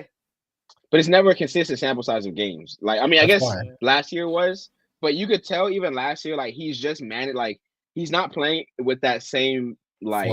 It's just drive, of course, yeah, because like he can't, or else he's gonna be hurt. But it's just like I think like the worst part is he's only 6'7". Like you have to change the game up when you're that size. You know what I mean? Charles Barkley, for as great as he is, like would have a big issue in this league today trying to be a big at 6. What is he 6? You know what I mean? Like look at Draymond, bro. He got a passing game. He played defense. Like he's able to do other things and outside of offense. Yeah, but that's their mindset. Zion's mindset is not like those guys. I need to be better in other ways. Zion's like, he doesn't have that work ethic either. I'm gonna go into the paint. Yeah, and then he doesn't do, and he gets like, and he's just like doesn't think. Like he just doesn't think. Yeah, right now, like the best I see him is being a number 2 or 3 on the championship winning team. He has no heart. I can't even say that, Hassan, because he doesn't. You can't rely on him, bro. It's like you want to. Okay, the talent is there. He's one of the best paint scorers in the league. But it's like if I can't rely on this dude at any point, given he can just go ahead and get injured at any point during the season, I don't want to invest into that. Like, if there was at least some sample size of him playing in the playoffs and just a larger sample size of him being healthy, I get it. But it's like no team is going to trade, as good as he is, no team is going to trade for him and give you equal value because he's unreliable. That's the big issue. How close is he to like being Ben Simmons worthy of like reliability at this point? Well, I don't know. Ben Simmons has multiple issues. He also just stopped like playing offense. You know. Okay, but he's been hurt, and we just don't believe in him to get that. Nah, he has much health problems. I believe in him. Cap. No, man. Like Ben Simmons stay injured, but he also stays not shooting the basketball. You know, like I don't think Zion has that problem. Zion can give you 20. Yeah, I still don't understand. Like literally every nigga on the planet plays basketball and wants to get buckets. Like I don't understand how you step crazy. It's actually ridiculous. And then you're just like, nah. I've seen Drummond shoot threes. Like, come on, bro. What are we doing? Like, brother, like, what are you doing? Yeah, how do you step on the court and just like I don't feel like scoring? Yeah, like every day too. Like not even just like today. Sometimes I hop in. Sometimes when we play pickup, you know, I'm pass. Dude, Cam Thomas was fighting for his life today. Ben Simmons had 4 points, bro. Help him out. Yeah, bro. It's just like what? Like, I don't understand. Every day, like every game, you're just not gonna score. You just don't want to. It's just crazy. Like, why are you in the league? Why are you playing basketball, bro? Like, yeah, at this point, I don't know what Zion's career is going to look like, but why do you go to Chris Brick? Pelicans, they need to trade him and get as many assets to just start over. The thing is, they're like needs to be investigated. Like I said, Hassan, you trade him. Who's going to trade for him and give you anything worthwhile? Because the dude's the most unreliable player in the league. You know what I mean? What do you get? People believe in his potential still and say, "Oh, the Pelicans didn't handle him correctly. I want him. Maybe I can." And we waited out. Like he'll always have that what if factor because of his generational talent and his athleticism. So you'll get some assets for him, but for the Pelicans portion of his career, it's just over. I don't believe in him. I mean, they better trade him soon because if he keeps getting hurt, like no one's gonna trade for him. It's like now there's still the hope. You know what I mean? People will want him. Games, you know. But I mean, they made the DeJounte trade too. You're not just gonna give up on that, but I think they should. And the problem too is like I don't think like even if they were all fully healthy, I do think they'd be a good team. But it's like it's not like they've shown anything that they'd be even a championship contender. Like we just think they'll be a playoff team. Like that's what we think they could be at their best. It's like even have them in the playoffs going into our rankings. I think maybe like play in, maybe play in. Like, at best, even with this roster, they'll be a play in, maybe playoff team. 8. There's no way they'd make a 6 seed. Like I don't think straight up with the roster. Definitely not starting this slow either, for sure. Yeah. So then what's the goal, you know? Finals. Not with this roster. Nah, I agree. I think they should keep DeJounte, but trade Ingram. See if you could get a bag of chips. They've been trying to move Ingram. If they don't trade him, he's leaving. He's leaving after this offseason. He's not coming back here. Why would he stay? Unless they pay him like a supermax, there's no reason for him to stay. Yeah, I think obviously keep DeJounte because you just signed him. But and he's a good player. I like DeJounte, but everyone else, there's no reason that like I don't know. I'd keep Jose too, just because he's a vet. I mean, might as well. But I don't think his values are high enough to like get something decent anyway. That too, yeah. But just trade for picks at this point, bro. Yeah, Zion's gonna be a great all-NBA talent. Decent role players. Like I believe in watching the Wizards plan more than I do the Pelicans plan, which just says a lot. Dude, the Wizards they did good this off. I mean, all the rookies they drafted are contributing. All of them. Exactly. There's a direction with Wizards. I can see them going somewhere. Like the Pelicans are just in like nowhere land. Yeah, they got to start over. That's when you get to that point. That's when you blow it up. Like when you get to the point of there's no like with this what we got right here. There's nothing that's gonna change. You know what I mean? So you get to the point where you have Brandon Ingram dapping a my career player guys. You got fucking doo-doo shirts. Brown pants. Brown shirts. Yeah. Brown shirts is crazy, dude. Watch Zion go on like an all-NBA type of run for the next 10 years. He never gets injured. Imagine. Right. He heard us. Dude, He watched us. Not on the Pels. Not on the Pels. We're not a fantasy land. He do. I'll be happy. I'll be there. Same here. No one's hating on the gold. Yeah, I'll be there rooting for some good hoops. We're just disappointed. All I want to see is some good hoops. Yeah, we're disappointed. We can hate on Ben Simmons, but not Zion. Yeah, Ben Simmons. Well, Ben Simmons was never generational in the beginning. Yes, he doesn't like basketball, dude. No, they already said he was LeBron without a jump shot. That's what he was. Literally. You remember, he was still scoring. that Colin Cowherd man? LeBron, you can retire. Yeah, we but got the thing is, Ben Simmons is like ability, like was sucked out of him, like the like the monsters, bro. They sucked it out of him. Pause. Yeah, Bez, I saw that. Generational But Zion can still like give you like good scoring nights. Hey, Tyrese is on that Ben Simmons shit too, bro. I can't even lie. Not to that degree, but he's been also like passing up shots and like not refusing to score sometimes. He was a bit aggressive today. That's what I was watching. They got smoked though. Like he when he hits threes, he can score. At least he shoots threes. Like I'll give him that. Like Ben Simmons doesn't even shoot, but like Tyrese still like is too passive for my liking. He needs to go get in the gym with Kyrie and passing that he does too. It's bad. All right, let's talk about this.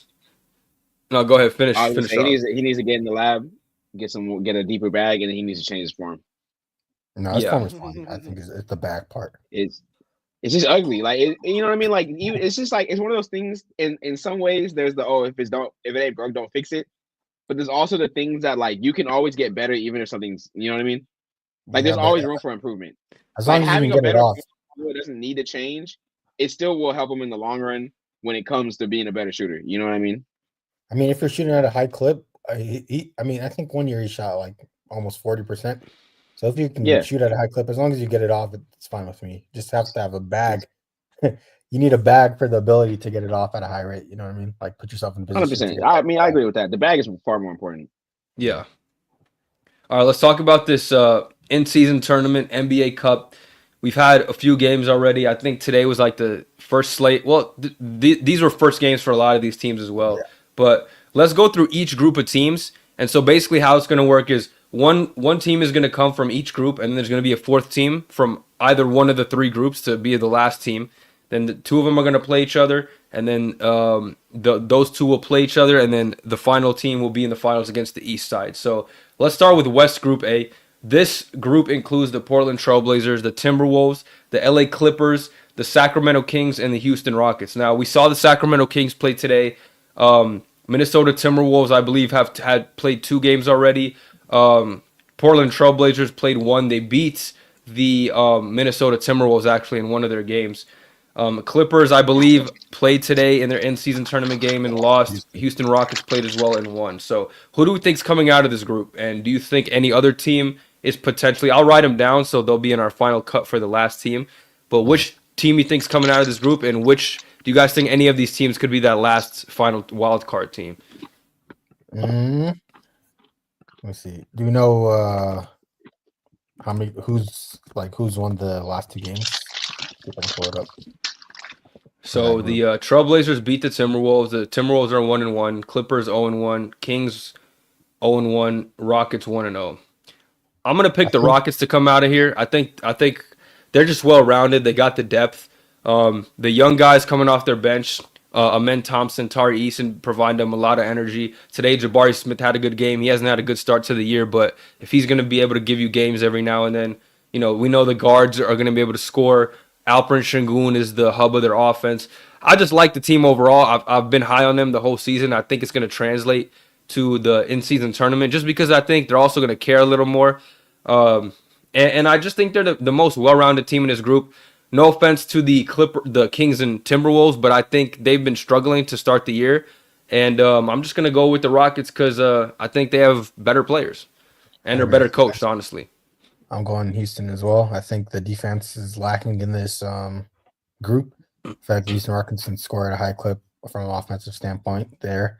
And they have the most continuity so far as a team. So I feel like the Rockets are going to win that group. I agree as well with the Rockets for the same reasons Bez and Hassan just said. Pretty much touched on all the points. Plus, they're plus 21 right now. So, and Minnesota already lost one because I was considering them, but they lost to the Trailblazers, which is like, damn, it's a rough game to lose. Yeah, that is true. Honestly, I would have picked the Timberwolves for the same thing, but yeah, I think right now being 1-0 and then still having like so many advantages on top of the record, I feel like they're most likely going to make it out. I'd be surprised if someone else does, but yeah.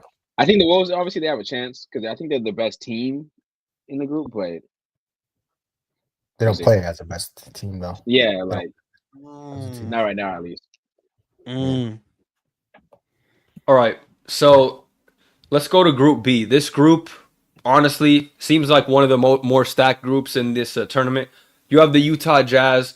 You also have the San Antonio Spurs, Phoenix Suns, Los Angeles Lakers, and Oklahoma City Thunder. The Thunder and the Lakers are 1-0. Suns are 1-1. Spurs and Jazz are 0-1. Who do we think is making it out of this tournament or making it out of this group? Go ahead, Gabe. I'm gonna have to go with the Lakers. No, man, defending champs, huh? The defending champs. 100%. 100%. No, I think we're 100%. You got you. What you mean? What you mean? What's funny, Hassan? What's funny? What's funny? Champs, right? Does your team have an MVP level player right now? No, I don't think so. So get out. Wait, that's facts. That's facts. Is Curry averaging 4 doubles in a I row? haven't even said anything. I'm just laughing. Yeah, Lakers. I haven't said a word. Is your player averaging 4 triple doubles in a row? I don't want to think so. Facts. Why are you coming at me? Don't get me started right now. Don't get me started. It's not even the Lakers. They're just attacking you, Huss. They're just attacking you. Don't get me started on the Lakers right now, bro. Come on. You don't even want to Guys, go. we see what Go James is doing. You know what he was doing last time in the in-season tournament.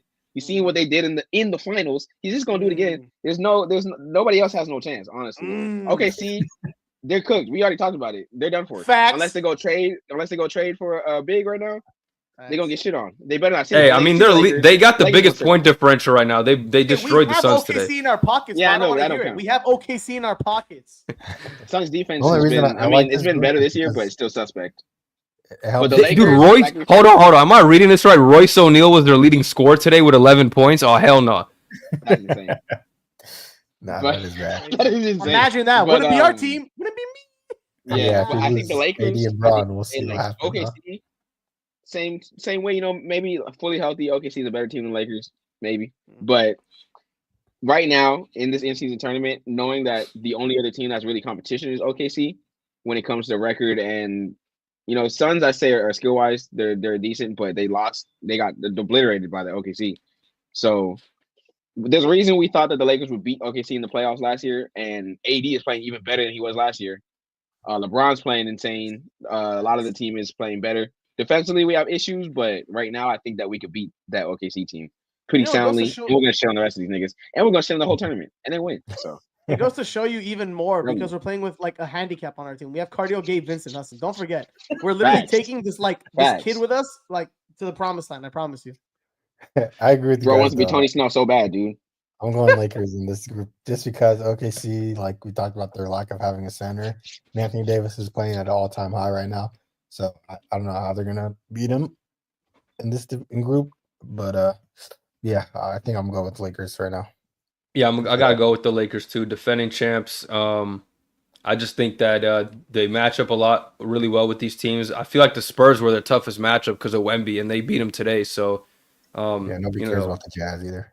Yeah, Jazz should be a free win for everybody. Yeah, I like this group because it helps the Warriors climb up in standings because the Suns and OKC are there, and then you guys are mid. Yeah, you gonna put respect on us, bro. You gonna put respect on us. We'll see. All right, Group C. This is where the Golden State Warriors are located. Unfortunately, they're 2-0 leading this group, but we also got the New Orleans Pelicans, who are 1-0, and then the Mavericks, Grizzlies, and Nuggets are all 0-1. Who do we think's making it out of this group? You know what? Unfortunately, I hate to say the fucking Warriors just have a lead against the competition. The fact that the Pelicans are the only 1-0 team and their team is injured beyond belief is just not encouraging for the rest of the teams in here. I think the Warriors, even though I do have questions about them, that's more of a playoff question than a regular season question. I think they'll comfortably make it out of this group and be in the in-season tournament. The Nuggets, I think they could win it, but they lost today, so they're kind of behind the 8-ball. The Grizzlies, they're okay. They lost today as well. And then the Mavericks, they've been looking bad in general. They lost to the Jazz yesterday pretty brutally. Luka Doncic just literally falling asleep on defense. Just his controller disconnected mid-game. But, yeah, I think the Warriors got this one. Very, very bad in clutch time. Yeah, I agree with you. The Warriors are going to win. I don't have to explain. I'll let my team do the talking for me. Gabe, let my team do the talking for me. I don't have to say anything. The Warriors win. Let's move on. Defending champs. The Warriors are moving on. Let's move on. It's easy dubs. I know my weak ass conference. That's why y'all going through. Don't forget it. You're not in our conference. You're supposed to be out. Out. You're getting shit on. Record. All right, now we need to scoreboard. Listen, if you were in our conference, you're not making it out of there. I promise you. Scoreboard. Now we need to pick a fourth team from one of these groups Lonnie that's Walker. also going to make it. What team are we picking? Wait, who else is in the Warriors what are one? teams? The Pelicans, Mavericks, Grizzlies, and Nuggets. And Lonnie Walker. Pelicans, Mavericks, Grizzlies, Nuggets. I'm going to go with the Timberwolves, actually. I think, unfortunately, they did lose to the Trailblazers, but they did also beat the Kings today. So I think they can afford one loss. I don't know. I just feel like the other teams in here, maybe the Suns have a chance as well. I could see them also making it out of here, but KD being hurt and Bradley Beal just always being, questionable every single fucking game is an issue. But I think the Timberwolves could make it happen. I think they have, they're going to figure stuff out as they go along. I trust Anthony Edwards. This might come back to bite me in the ass. I could be wrong, but I'm just going to go on a limb and say the Timberwolves will be the fourth team. I think I'm going to go with the Nuggets. I feel like our group is like the worst, definitely in the NBA, with Pelicans, Mavs, and what's the other team? Grizzlies. I feel like they're all hurt, and I feel like they have the best chance to win those games in that division. So I'll go with the Nuggets there. Jokic has been going crazy too. Yeah, I'm gonna agree with Hassan. I'm gonna go the Nuggets. I'm not the biggest Nuggets fan in the universe, but the way Jokic is playing, it's undeniable. Like They he's have looking, a loss, looking though. insane. They have a He's loss. playing like a crack They game. I lost know they today have a without loss, him, yeah. but yeah, I know he didn't even play. So it's just I like mean, most of these teams got a loss, so. yeah. So I I'm think like, the if Thunder we're might picking make a it out. second team, I think the Nuggets are still a good enough team to make it out into the tournament. Actually, They fuck still that. got I'm picking the MPJ. Thunder. I'm stupid. Yeah. I don't just know why you forgot. think I'm that, picking the Bez. Thunder. I'm for sure picking the Thunder. Nah, they cooked. It's over. I thought they were for sure coming in too. No, I think your guys' But this group is pretty strong. Yeah, I think the Thunder could be everybody but us. So I think it's gonna be the Lakers and then either the Thunder or the Suns. But what I'm saying, doesn't matter. I'm going Nuggets. Good pick. I'm going Nuggets too. All right, let's move on to the East then. So let's start with Group A. Two teams kind of have a big lead on this division. Orlando Magic, who are 2-0, the Knicks, who are 2-0, and then the Nets, who are 0-1, Hornets that are 0-1, and the 76ers, who are 0-2. Who do we think is coming out of this group? I'm gonna go on a limb here. I'm gonna say that the Orlando Magic. I think even though they don't have Paolo, they're kind of figuring it out. Franz Wagner's been stepping it up. Some of the other guys like Jalen Suggs have been making an impact. Even some of the rookies, Anthony Black, second-year player, Tristan Da Silva, the other Wagner brother. Like they got a lot of contributing players. Even guys like Cole Anthony, who was a contributor last year, is not even playing anymore. So I think they can make it work. They beat the 76ers today. I think they could beat the Nets. I think they could beat the Hornets. They already did, but they could probably beat the Knicks as well because their defense isn't anything special. So I'm going to go on a limb and say the Orlando Magic. I agree with you, Bez. I'm going with the Orlando Magic too. They have a plus 37 differential right now, which is insane. And then they play the Nets next, and then they play the Knicks. And they've been on a burner. Wagner has been going crazy recently. They might get Wendell back within these two games too. So like the way that their team is playing basketball right now is top 3 in the East, and I think it'll continue within the season, within the Cup games too. So with that 37 differential, I think the Magic are gonna beat them. I'll be different. I'll go and say the Knicks. I mean, yeah, Magic are playing good and all that, but I think the Knicks have a better roster of players. So if the Knicks beat the Magic, then they can do it. Yeah, if the Knicks, which I think they would. I don't know.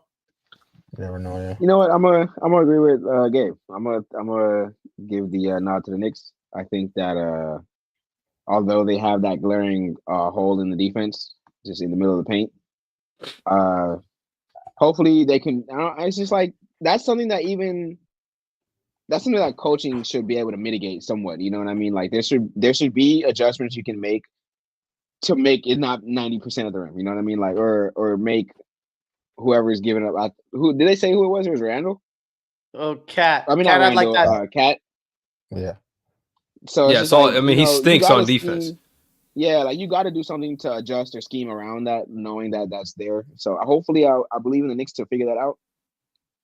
So yeah, I think that the Magic have been great, but I do think that having Paolo, not having your star player, still limits you, like in a lot of situations. You know, like you need that star. I love Franz. Franz has been great, but you need that like star who can go get it when the time comes. You know what I mean? To win high stakes games.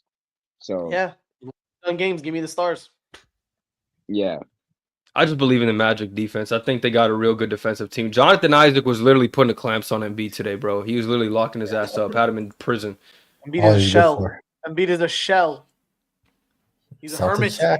Phoenix. All right, let's go to Group B. This group, we got the 2-0 Detroit Pistons, 1-0 Milwaukee Bucks, 1-1 Miami Heat, 0-1 Indiana Pacers, and 0-2 Toronto Raptors. Who's making it out of this group? What do you guys think? Bro, I think it's the Bucks, bro. I mean, they seem more locked in. I mean, if they just got to beat the Pistons, I mean, it's hopefully it doesn't take a Giannis 60 you seen the reports? You seen the reports? Doc Rivers taking it seriously. Darvin has. He wasn't taking it seriously from the jump, or what? Nah, serious now. You didn't. He understands it now. He understands it now. That was actually a quote where I could have sworn it was Santel. Like I was like, "There's no way this is not Santel." I'm reading. Like, what do you mean? I'm gonna take it seriously. This is serious now. Yeah, I understand it now. Like, what are you saying? Like, you wasn't before? Lethal shooter. I'm like, I couldn't believe that wasn't a Santel. Like, I had to read it back 30 times.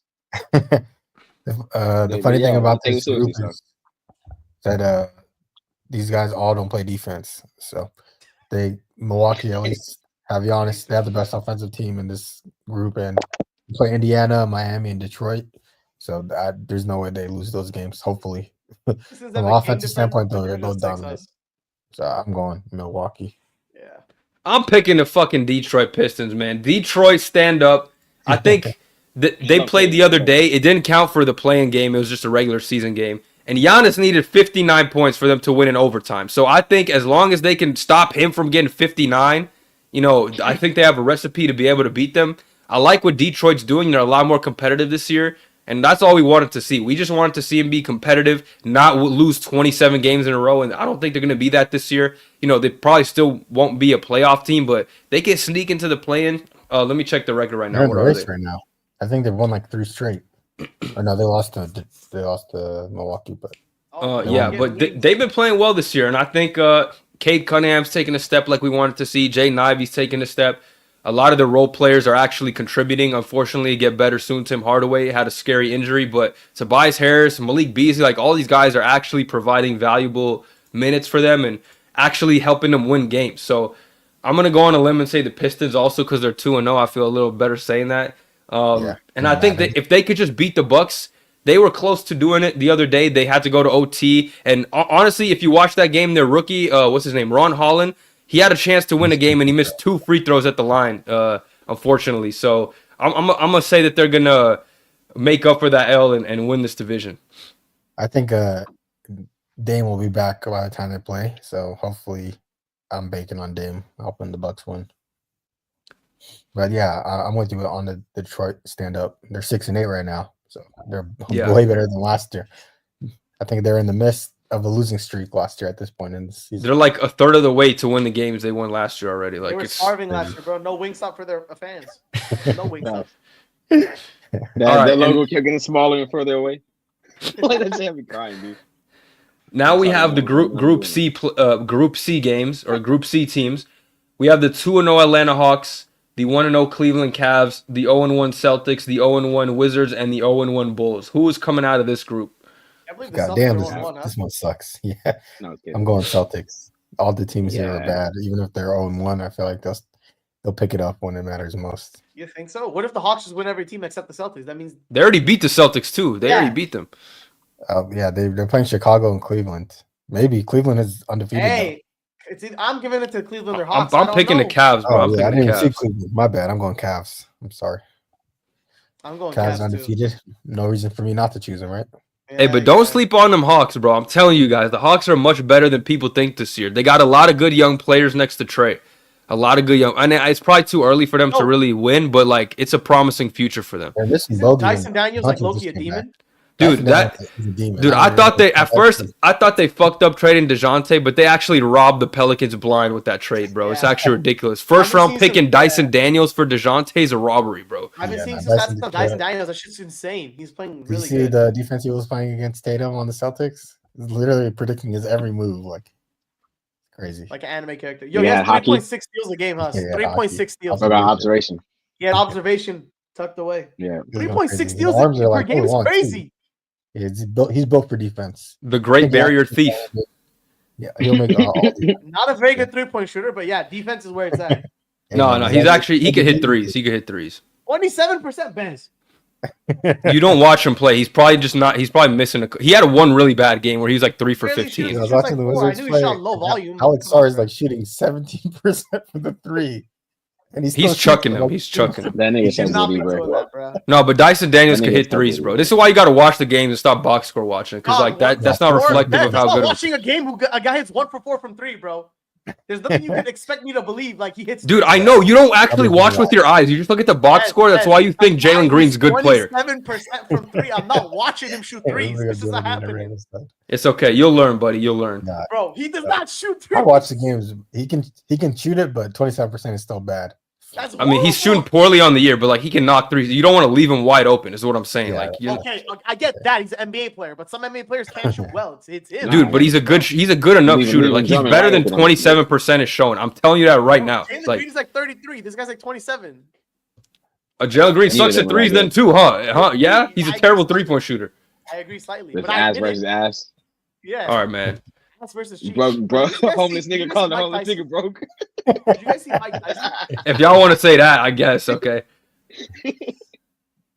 All right, which one's that? We all on Cavs, right? Yeah. Cavs. And then what fourth team are we picking from the East? Let me open it back up.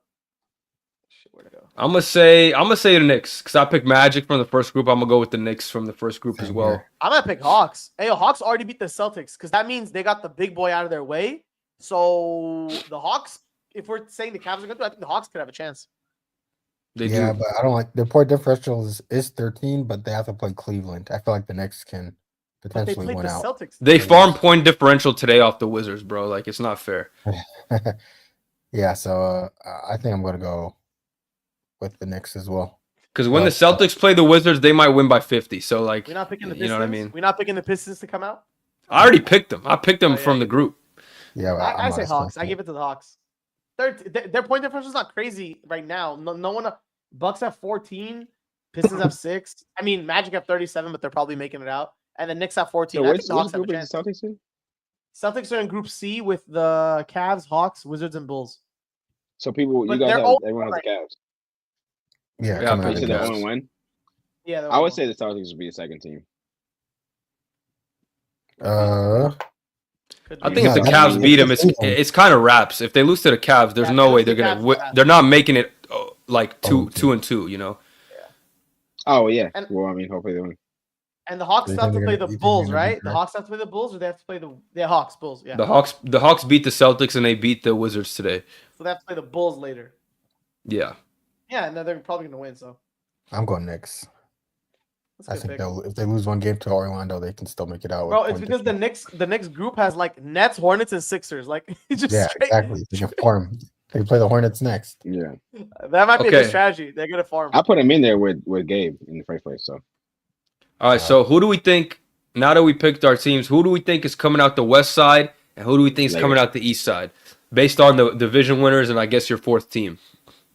All right. I'm gonna have to go with the Lakers. I'm picking the Lakers. I'm gonna go with the Houston Rockets, bro. I'm going with the Houston Rockets. I think they got a deep team. I like what I see from them this year. I think they're gonna be motivated in this little tournament as well to perform. I'm gonna go with the Houston Rockets. You know, I think they want to show people that they're taking a step this season, and I don't know. I think this will be a good opportunity for them. You know, they could do it. I might have to agree. If it wasn't for the Lakers, with the Rockets to represent the West. Yeah. Hell no. They could, bro. Warriors, boy. Oh my God. Warriors in the West right now.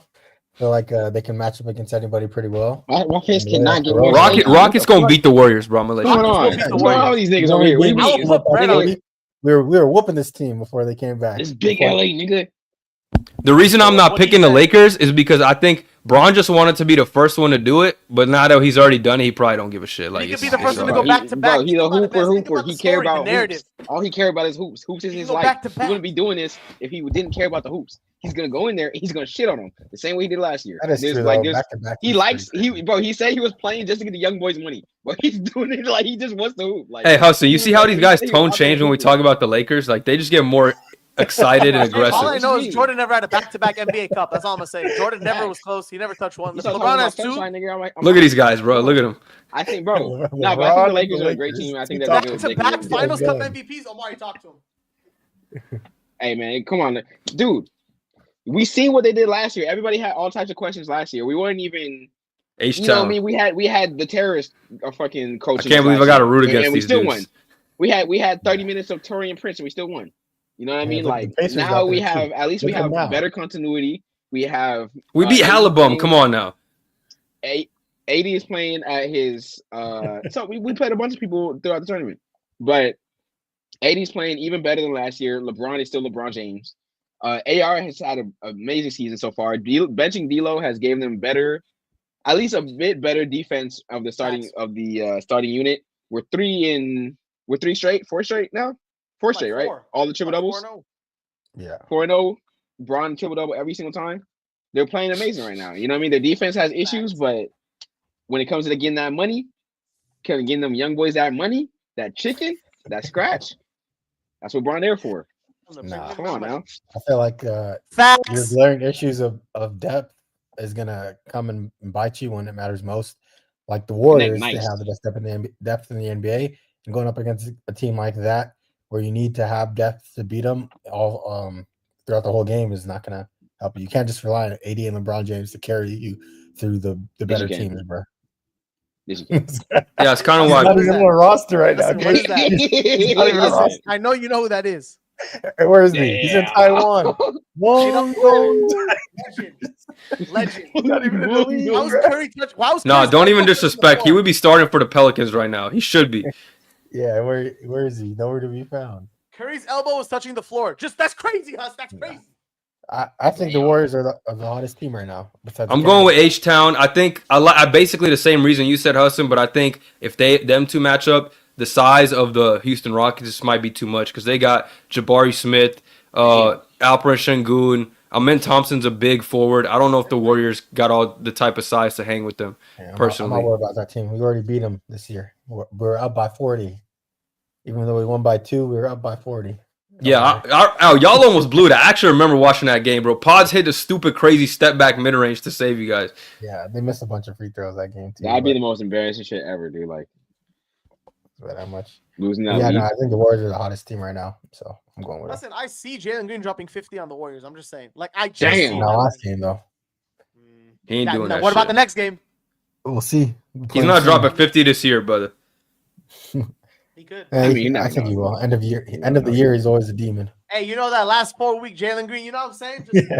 No, that's about the league. When it doesn't matter anymore. Green. Yeah, fantasy championship in the league when it doesn't matter. Yeah. When there's nothing he on the that line. Fantasy money. He has himself in fantasy leagues. Like, all right. Yeah, right. He's pulling a Porter Jr. Oh, yeah, he's definitely betting on himself. He has the over on shot attempts every night, bro. I guarantee it. No, Ime's not gonna let that shit fly this year, bro. He's gonna take a seat on the bench right here if he's chucking up some bullshit. Oh my god, I love Jalen Green, bro. Oh man, I saw a Hater Central tweet today about Cam Reddish's stats, and he was like, he played as much. He had the same stats as you guys at home. Hey, I want a Max Christie apology from Gabe, bro. I want a Max Christie apology. What about it? What do you mean apology? He hooped today. He actually was huge for us.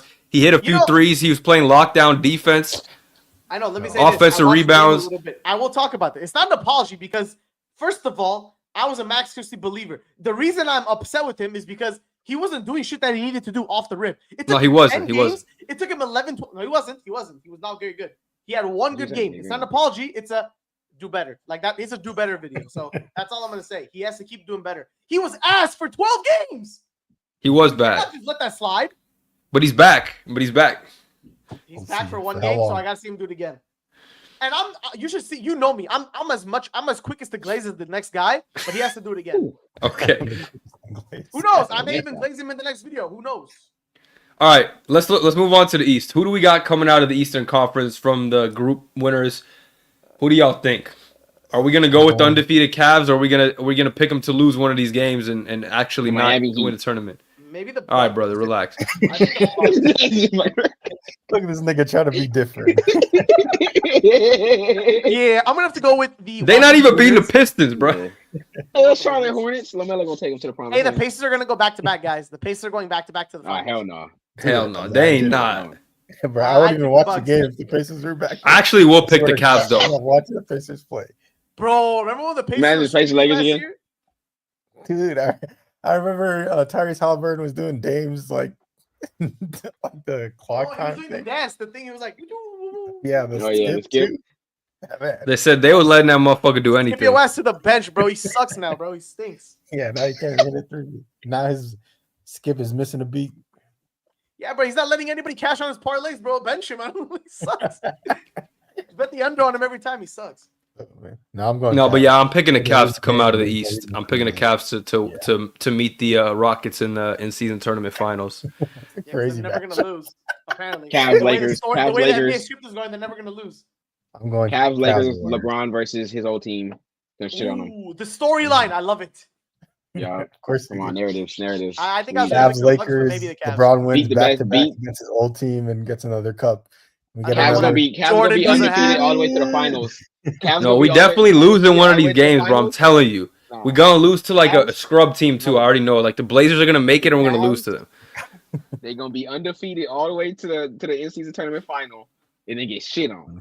And it's not gonna count luckily for their loss, but they're gonna get shit on. They beat us by 21 already this year. They had Bronny Chance in Cleveland. I know you remember that. I'm going Cavs Warriors. That was so sad. Right. I'm choosing the Cavs too because they beat us by 40. So that wasn't a good game. And the Cavs are just on another level. Did the Cavs just ruin everybody's like day? Like they just go. Yeah, no, they have been. They're 14-0. They never lost. Never lost. They win too much. I'm going Cavs here. Okay, well, those would be good matchups. I think that the actual tournament, once the winners come out, will be fun regardless whether it's a young team or a good team. As long as like as long as like the Trailblazers don't make it, I think it should be fun either way. Yeah. All right. Trailblazers. Last thing on the agenda we have, Hassan, you got a Would You Rather Tyler Hero edition. 40-point game the other day. He's kind of been a Heat's offensive go-to player. I mean, Bam had an incredible game today, but the rest of the year it's been all Tyler Hero. So talk to me about this Would You Rather Tyler Hero edition. Yeah. So like you said, he's been having a career year. Him and Stephen Curry are averaging like damn near identical stats throughout the game so far. He's obviously not Stephen Curry, but we got to give his flowers. So I wanted to do a Would You Rather for a player of his caliber. And we always talk about this matchup we have in the past. So I'm going to start with it. Tyler Hero or Jamal Murray? Who would you rather have? Tyler Hero. You're finally on my side. Like I said in the past, I think Tyler Hero and Nikola Jokic would have won a championship in 2020 with that pick and roll. Even though Jamal Murray was hooping, that pick and roll would have been crazy with Tyler Hero too. He's a better scorer than Jamal Murray. Gets to the rim at a higher clip, and I feel like he's just better overall. I've always been on your side. I've been saying Jamal Murray is the most overrated player in NBA. Yeah. So no, it's weird, bro. Jamal Murray's weird because, like, I hate that nigga too.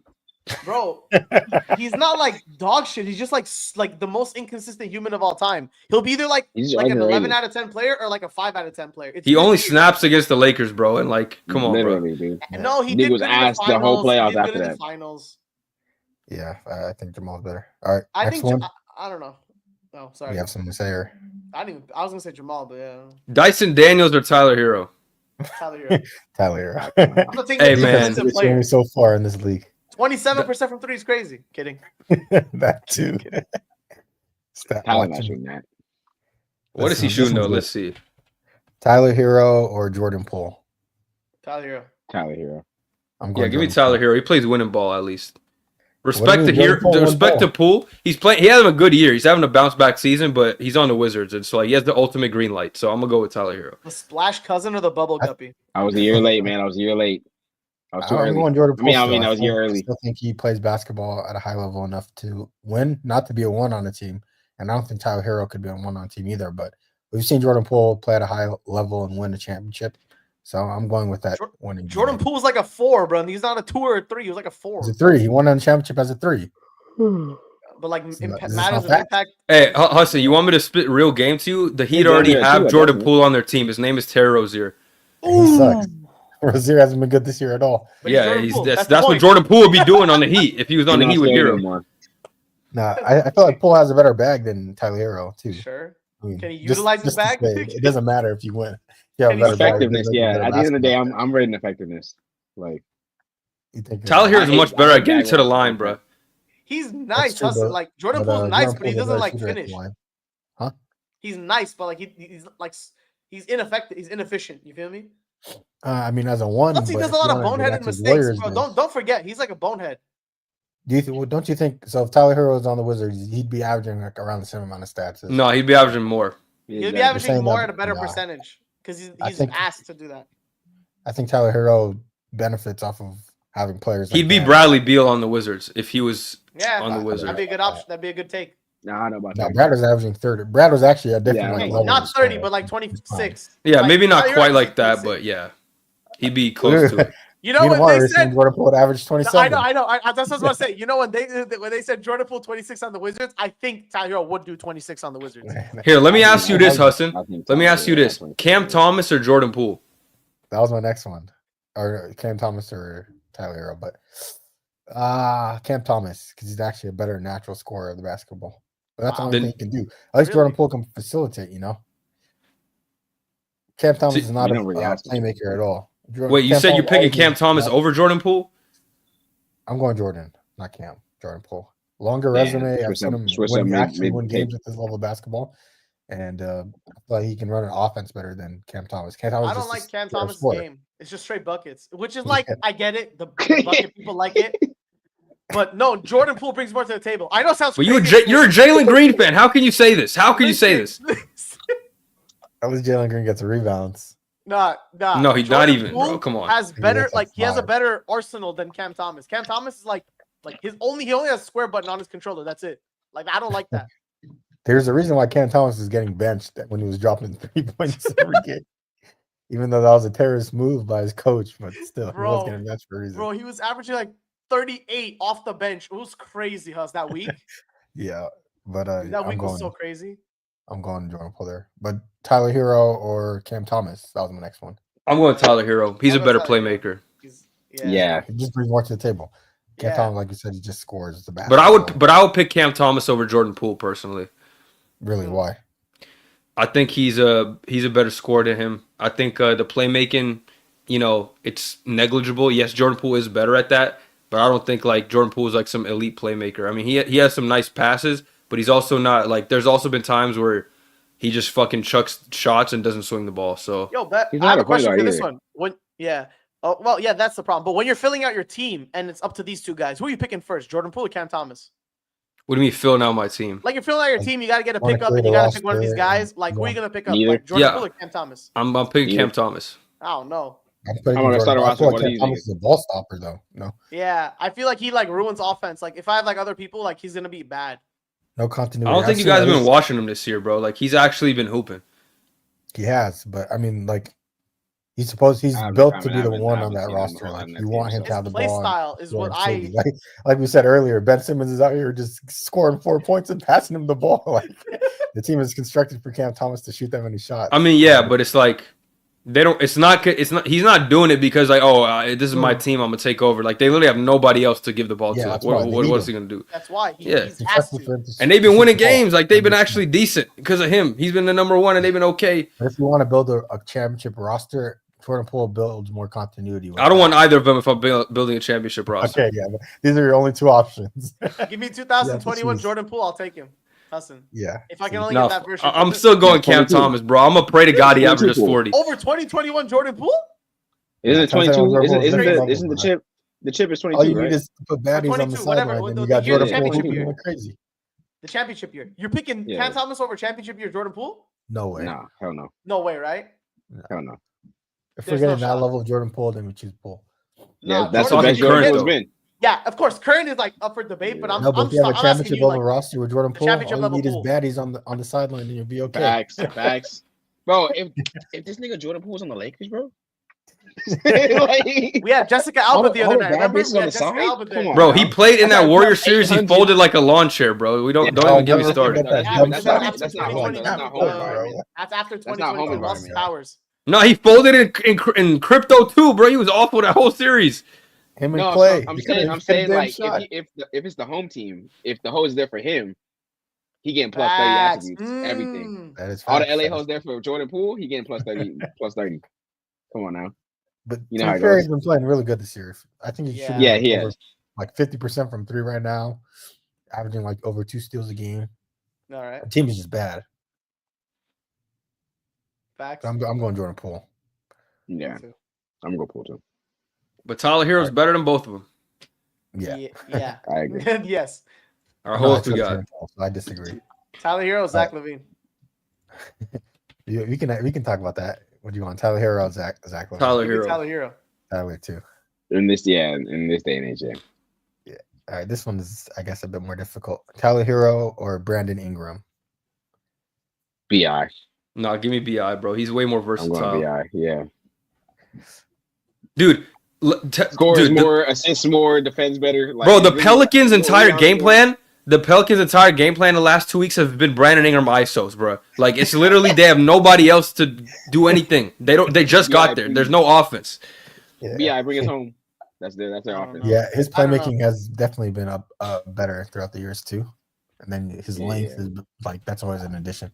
Tyler Hero, I feel like is just a better scorer right now. No, the way that he scores the basketball is he's just been more efficient. This is how I look at it, Hassan. I look at Brandon Ingram as like the better, like he has better utility in his like kit, right? But like Tyler Hero, like as you said, like scoring wise, like this year, because Ingram has been on a slight, like I'm not saying downturn or like slump, but compared to what was it 2 years ago Ingram was, he's just been like downward trajectory. While Tyler Hero's just been like an upward trajectory. And this year, I think Ingram's a better scorer, to be honest. I just think the fact that he has no help is hurting him. Like he literally has to do everything for the team. Like he has to score. All the defensive attention's on him. He has no help, no sort of shooting on the team right now. Trey Murphy just came back, but then they're just losing CJ and Jordan Hawkins and all these players. So I think BI is just having a rough situation right now. But you put him on a team that can actually utilize his talents, he's going to show you that I think he's a better player. I feel like Tyler Hero brings more like continuity to a team where he doesn't really need the ball to be effective from a scoring standpoint, and he can give you 25. Like not Curry, obviously, but that type of effect where you can move without the ball. You don't really need the ball in your hands to ISO to get baskets, which always helps your team. So with Brandon Ingram, he needs that ISO to be effective. I don't even think so. I think that's just the team, bro. I think they're just putting him in bad positions. Like he can. I'm not saying he's like an elite catch and shoot threat, but like he can cut to the basket. He's long. He is really good defender when he wants to be. He could rebound the ball. He's an underrated playmaker. I think he's probably a better playmaker than Tyler Hero, and he could score from all three levels. Like you see the type of shots he takes at the in the mid range. You can't even block those. Like he's literally getting it over the tallest defender. So I think he's just in a really bad situation. We talked about the Pelicans. Tyler Hero's having a better year right now, but I just think Ingram's a better player given the right situation. Yeah, I feel that you're saying the team's putting him in a bad situation. Yeah, so Tyler Hero for sure having a better year, 100%. But I still think Ingram's better overall. It brings more to the table. The stats are comparable too, by the way. It's not like as one-sided as like that. Like Tyler Hero's 25-5-5. Ingram is 22.5, 6-5. So even if you want to like edge out Tyler Hero because of his efficiency, I guess. But Bez is right when he's talking about edges him out. That's crazy. What was I saying? Oh yeah, that Tyler Hero, that Brandon Ingram was tasked to do with everything. That's actually like I kind of take that. The Pelicans are straight up booty though, bro. To be fair, they are booty. Yeah. Brandon Ingram should be averaging 30 with the roster. No, but how you getting assists? Yeah, quadruple team, bro. Hassan, that's how you supposed to get assists passing the doo-doo shirts? Hassan, that's bad. Exactly. Like what the hell? If you say that to anybody, then every decent player should be averaging high stats on the shit team, but they don't. Why is that? Because it's hard. It's not easy. Yeah. But I mean, like people hate on Trae Young for doing it back in the day. Trae Young is elite. Beal, like you should have an opportunity on that. Bro, we know Trae Young is elite. We're not calling Brandon Ingram elite. Trae Young is elite. There's a difference. He's like a system, like offensive generator, bro. That's the difference. Yeah, I get you. You feel me? But no, I give it to Brandon Ingram. Bro, let me read you some of the names the Pelicans got right now playing over 20 minutes. Jeremiah Robinson Earl, Trey Jamison, Javonte Green, Jalen Noel, Antonio Reeves. That's who it is. It's A. Reeves, but I'm Antonio Reeves. Like, come on, bro. What are we talking about? His little brother? They have also no, he's a black man. He's a black man. So. He's a brother for sure, but not his brother. Everybody's Right, injured. last one I have is Tyler Hero versus Austin Reeves for your guys' memes. Come on now.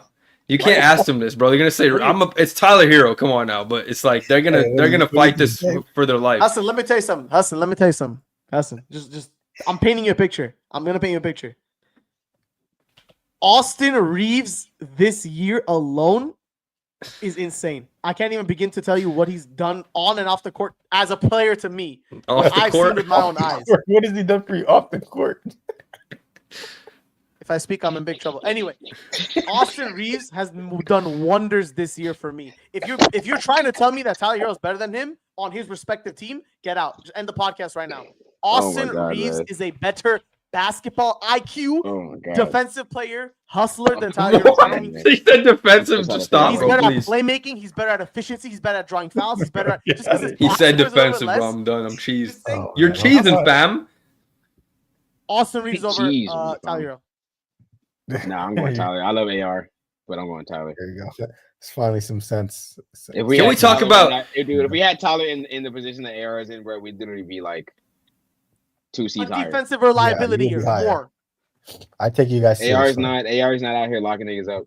Last time I checked, that's why they had to move him to the point guard. No, AR is for sure nice, but Tyler Hero's nicer. The point guard and put Cam Reddish in there next to him because they couldn't have 2 defensive liabilities. Yeah. Sorry, one guy was a lottery pick. The other guy was a goddamn second. What was Austin's second round or undrafted? Undrafted. Exactly, bro. Look at that speaks volumes. Nah, I love AR. I'm talking about now, though, not their journey. Yeah, like if you could put Tyler Hero as the third option on the Lakers, it would literally be like a game changer. He's averaging 12 points. Also, he's doing something special. Hey, can we have this conversation though? I said this in the chat, but we really need to talk about Austin Reeves or Jalen Green, bro. Jalen Green, come on. Let me read you their numbers, bro. Austin Reeves, 18, 5-4. Jalen Green, 19, 4-2 and 3. Jalen has better stats. Hey.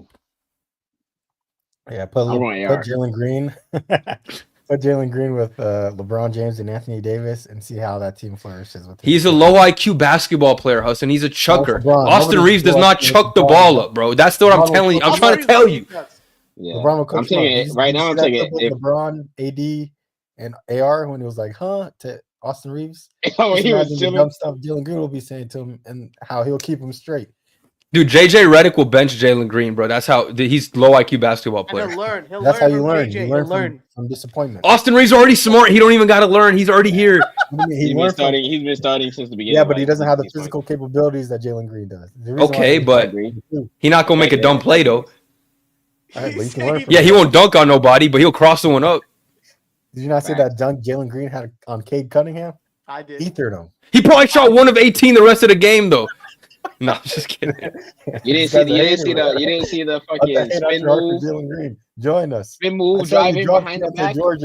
Hey, he scored 15 points that game, by the way. That was 2 of his 15 points. Yeah, this guy dropped Keontae George from fantasy. He doesn't believe in him anymore either. What happened? Wait, hold on. I didn't know that. We're talking about Jalen Green. Why'd you bring up Keontae? I needed a streamer. I needed to stream somebody. Yo, what happened to Keontae? I thought he was a solid 16-point per game dude for you. What happened? He's averaging 16 points, but I needed to stream somebody. Yeah, see, you wouldn't have done that with Jalen Green. You dropped him then. You dropped him. Or is he in your lineup? Solidified bucket. I don't know. He's averaging 15 points over the last week. Green so dropped, or is he on someone's team right now? No, he's actually securing me a dub because I'm playing against him and he's been stinking it up. So shout out to you, bro. You should thank him. I am. Thank you. Right now, I'm taking AR. You were playing it, so I wanted to play back. Would be better. But yeah, I'm choosing. No, that's fair. That's fair. But right now, AR's better. This season, AR's been better. Their roles are different. Their roles are different. Roles are definitely different, but still, AR's matching his production, and he has a much more freer role. AR's under the umbrella of LeBron and AD. Davis and LeBron James, and the amount of shots that he gets, Jalen Green's not getting that looks. You act like Şengün doesn't command attention, and they have one of the deepest teams in the league too. Like AR's playing on one of the shallowest teams in the league. But he's playing with the best player in the league. That duo takes like 40 shots. It's give and take. It's give and take. Like he is the best player. The roster that they have, like you said, Ime Udoka could bench him. You don't know. There's no certainty with his like spot or how many shots he's getting. Austin Reeves, bro, no, hold on, hear me out, bro. Austin Reeves averaging damn near the same amount of points as him. He's shooting 14 shots a game, and Jalen Green shooting 18 shots a game.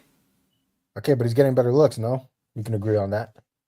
Because he's taking smarter shots. He has better teammates to send him up.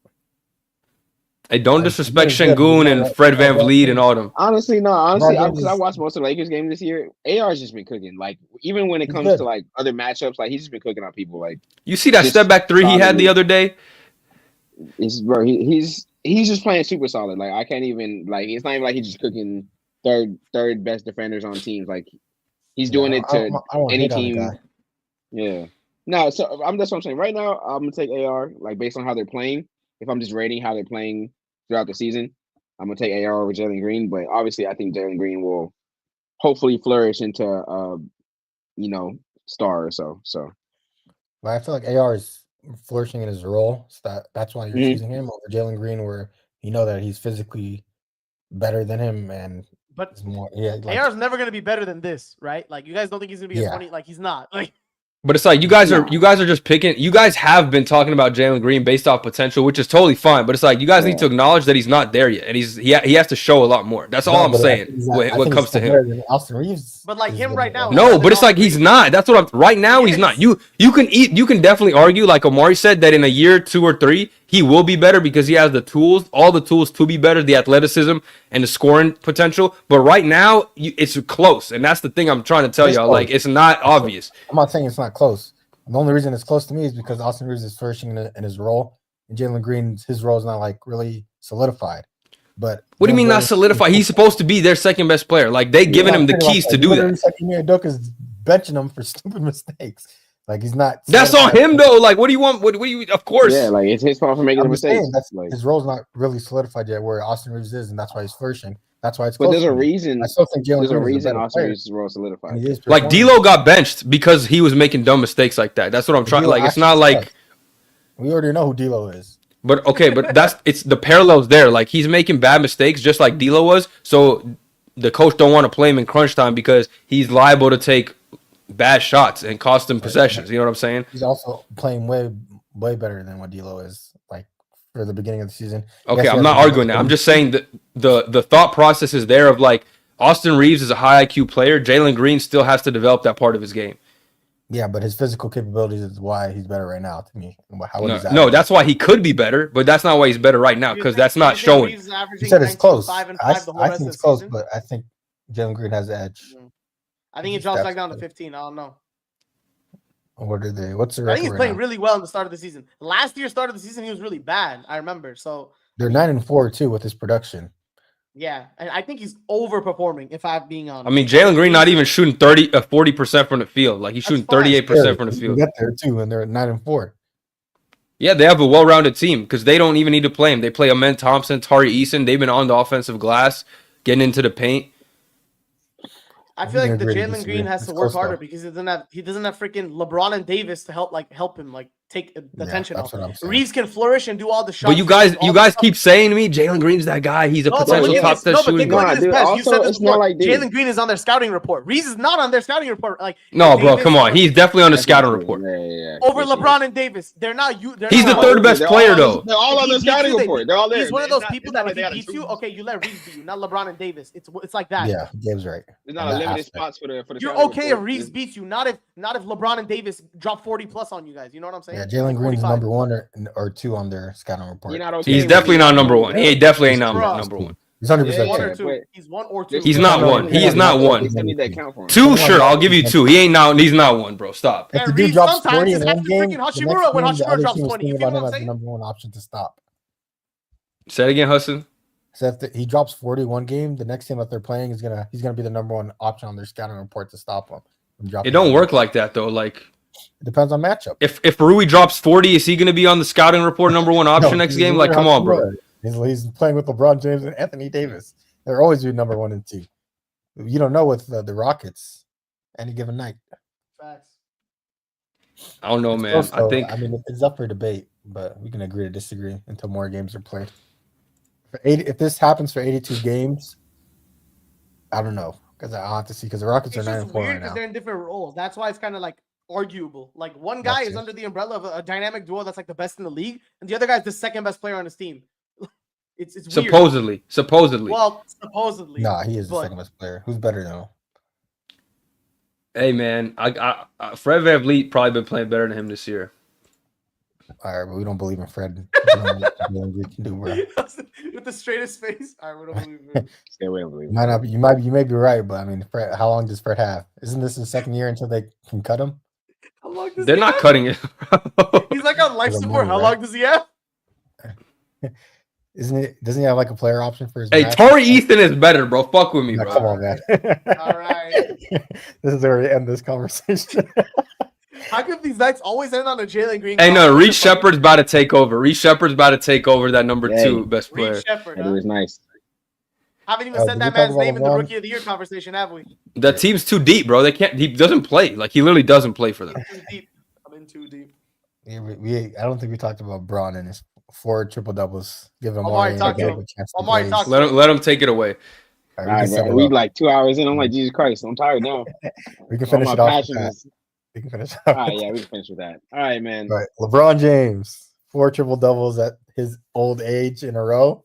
He's been playing different. It's your chance to hype up your man's. Look, man, first off, when's the last nigga who had 4 straight? Vince Carter or nobody? Vince. No, it was him. It was him 4 years ago. It was him 4 years ago. Just the last person. No, it's got to be Jokic. It's got to be Jokic, right? No, at his age, it has to be the oldest. Oh yeah, at his age, there's been nobody. 5 years ago. It was him 5 years ago. Yeah, it was the last person. Like, when's the last time? It's had to be Jokic. Like, at some point. Definitely Russ, but Jokic. I'm assuming Jokic did it too. But Russ 100% did it on the Thunder. I just don't know if there's probably been someone since then.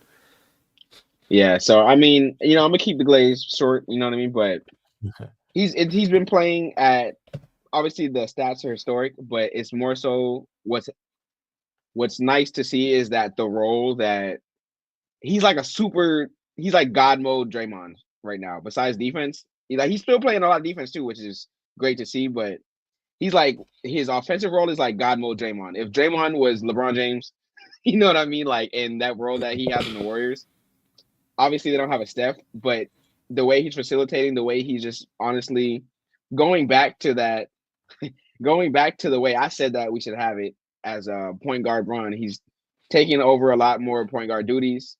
They moved AR to the technical one, but he's still a true guard. Like they should, honestly, in my opinion, they should switch the like how they actually had him listed as a point guard. They should go ahead and just list him again because the system that they figured out the last 4 games and has been maximizing both Braun and he's been playing good to great, but I think he can continue to play great the rest of the season. And I think this bodes well for the trajectory and knowing like what you need to fix by the trade deadline and seeing how he can get better for the eventual playoff push. Because I think that this team is good enough to get to a solidified playoff spot. So 100%. Yeah, LeBron's the GOAT. 40 on Wemby. If you don't think LeBron's a GOAT at this point, you're tripping. That's my final point. I'll give some glaze to LeBron. I mean, I don't think any other player in NBA history is going to be able to do what he's been doing so far. 4 triple doubles in a row is never going to happen again. We got to definitely appreciate greatness while we still have it in Braun and not take it for granted. So I love what Braun's doing. Shout out to Braun. Salute. Right. Yeah, shout out to Braun, man. He's and the thing about him, I love the way he's playing this season too. Is like he doesn't even have to score that much. Today, he only had 15 points. AR stepped up, Matt Christie stepped up, AD did his thing, and it definitely seems like AD is becoming the number 1 option for the team. And even though LeBron's getting the triple doubles, like it's not all through scoring. Like we see in the fourth quarter in spurts and stuff like that. But I feel like a lot of these games, like he's going into the second half without double digits. You know what I mean? Like people are, he's gonna lose the streak, but that just speaks volumes to the way JJ Redick is coaching the team and where LeBron doesn't have to exert himself the entire game. So like Omari said, if we're able to just get some pieces, I think this team's a real championship contender to just help the depth of the team is really where the issues lie. I also liked your comparison with a super Draymond, like the role of him playing that Draymond playmaking position, because he can definitely do it until he retires if he wanted to, or as long as he wants to. So that was a good point that you brought up. He said he's only going to play like 2 more years because he doesn't want to play till the wheels fall off. He wants to still be good when he retires, you know? Yeah, he should end it. There's no way. I'd hate my life. I wouldn't hate my life, but if I played from 18 to like 60 years old of basketball, Like you're just traveling, like just doing the same He thing. plays His with grandson's Ronnie in the Jr. league. He plays with Ronnie figure out Physically, Jr. another Bron could go option. to like 45, bro. Like physically, he Yeah. could go to like I 45, think but he could go to He's- 49. it'll probably be like 42, 43. It'd be like, all right, No, I think he's done cool. after next year, in my opinion. I think he Nah, might right? wait for He's played too. Bryce. He might wait for Bryce, but after that, it's a wrap for sure. Like after that, there's We didn't no even chance. talk about that Bronny G League thing, which is insane. We got to bring that up. What? Oh, he Yeah, only I don't plays like home that. games and shit. Yeah, he's only playing He only home played games what? for the Lakers, for the G League Laker team, and he's not traveling, playing away games with the team. I don't like that, bro. You're Like supposed to be hiding it, developing the kid. Like that's Yeah. stunning that's hurting his growth. You know what I'm saying? Yeah. Like let him play. He needs the experience. He needs as much time as he can get. Like I don't know why they're doing it. I'm sure it's like a agent thing or agreement with the team and his team. Yeah, right. But I think they should let him get as many reps as he needs. I was okay with him getting drafted to the Lakers and playing with your dad and everything like that, and how they're handling the situation. But this is where, like, I'm like, okay, now this is getting nepotism to the max. Like, he's Yeah, not like, getting why is he treated staying? the same as other players when he's not even, maybe not even supposed to be drafted or being like playing at an NBA level, and now you're not even giving him the opportunity to grow as a player either, or get the reps. Is like stunning his growth and making it more awkward or more negative than it needs to be from a media perspective. Mm. Unless he has like a fear of flying or something that I don't know about, it's ridiculous. It doesn't matter. I Like, doubt it. dude, he's not. He some people don't think he's good enough to even play basketball at an NBA level. Now you're just adding more onto his plate, and then we don't even hear his opinion. He doesn't say anything. It's like he's a puppet for his father and just like doing what him and Rich Paul want him For his to father. do. That's like a media. No, but narrative. yeah, He just but that's isn't what it that looks type of like. He's person. not like he's supposed to be a regular player that wants to earn his opportunity, wants to earn a spot. Like Scottie Pippen Jr. is not doing the same thing that LeBron did. He was barely given opportunities, and he's playing like, or he's earned his spot in the NBA or earned his minutes on the Grizzlies. Like, I do agree. Bron I think that like being spoon-fed everything right Scottie now. Pippen It feels Jr. like no. I do agree that Bronny they should send. I don't know what their reasoning is gonna end up being for not sending him like with the team, but so I do agree there. Like whether it's even a favoritism thing or just like another reason, regardless of the reason, I think that he should be, if possible, should be traveling with the team. But I'm just in the terms of the whole like puppet for his father, like you know what I mean. Like there's nothing that he can necessarily do to combat. Like what is he gonna come out and say? Like people aren't gonna believe a lot of things he says, regardless. You know what I mean? Because it has to do with That Bron. makes him a So puppet it's like then, regardless of his opinion or that's not. what I'm saying. He has no like the only thing he could do is shut up and hoop, in my opinion. But they should send him to the. I don't understand why he's not playing. He should be a full right now, at least a full South Bay Laker, like getting real development. You know what I mean? Like, so Did I you don't even like watch that his just first for his game? own career. Huh? His first game was terrible with the Lakers. I saw people Oh trashing yeah. him. I see. Well, I mean, Like, at the end of the day, it is what it is. Like, I feel like they're setting him up for failure to not be in the league long, and I don't know. if they don't send him with like a actually try to develop him, then yeah, they are setting up for failure. But yeah, hopefully they correct that soon. Yeah, man. Anything else? Yeah, what to say? No, I think that's it. I think we could wrap up on that. Yeah. Topics. Good episode today. Shout out to De'Aaron Fox, 60-point career high. I don't know if we mentioned that, but shout out to him. Bro was hooping. Unfortunately, they still didn't get the win. Kings got a lot of work to do, as do the Timberwolves. They almost choked that game away too. So both those teams kind of got to work on themselves. But appreciate everybody for tuning into this episode of the Bottom Line Podcast. Make sure you drop a like if you made it this far, and let us know who you think is winning year 2 of the in-season tournament. We appreciate y'all, and we'll see y'all on the next one.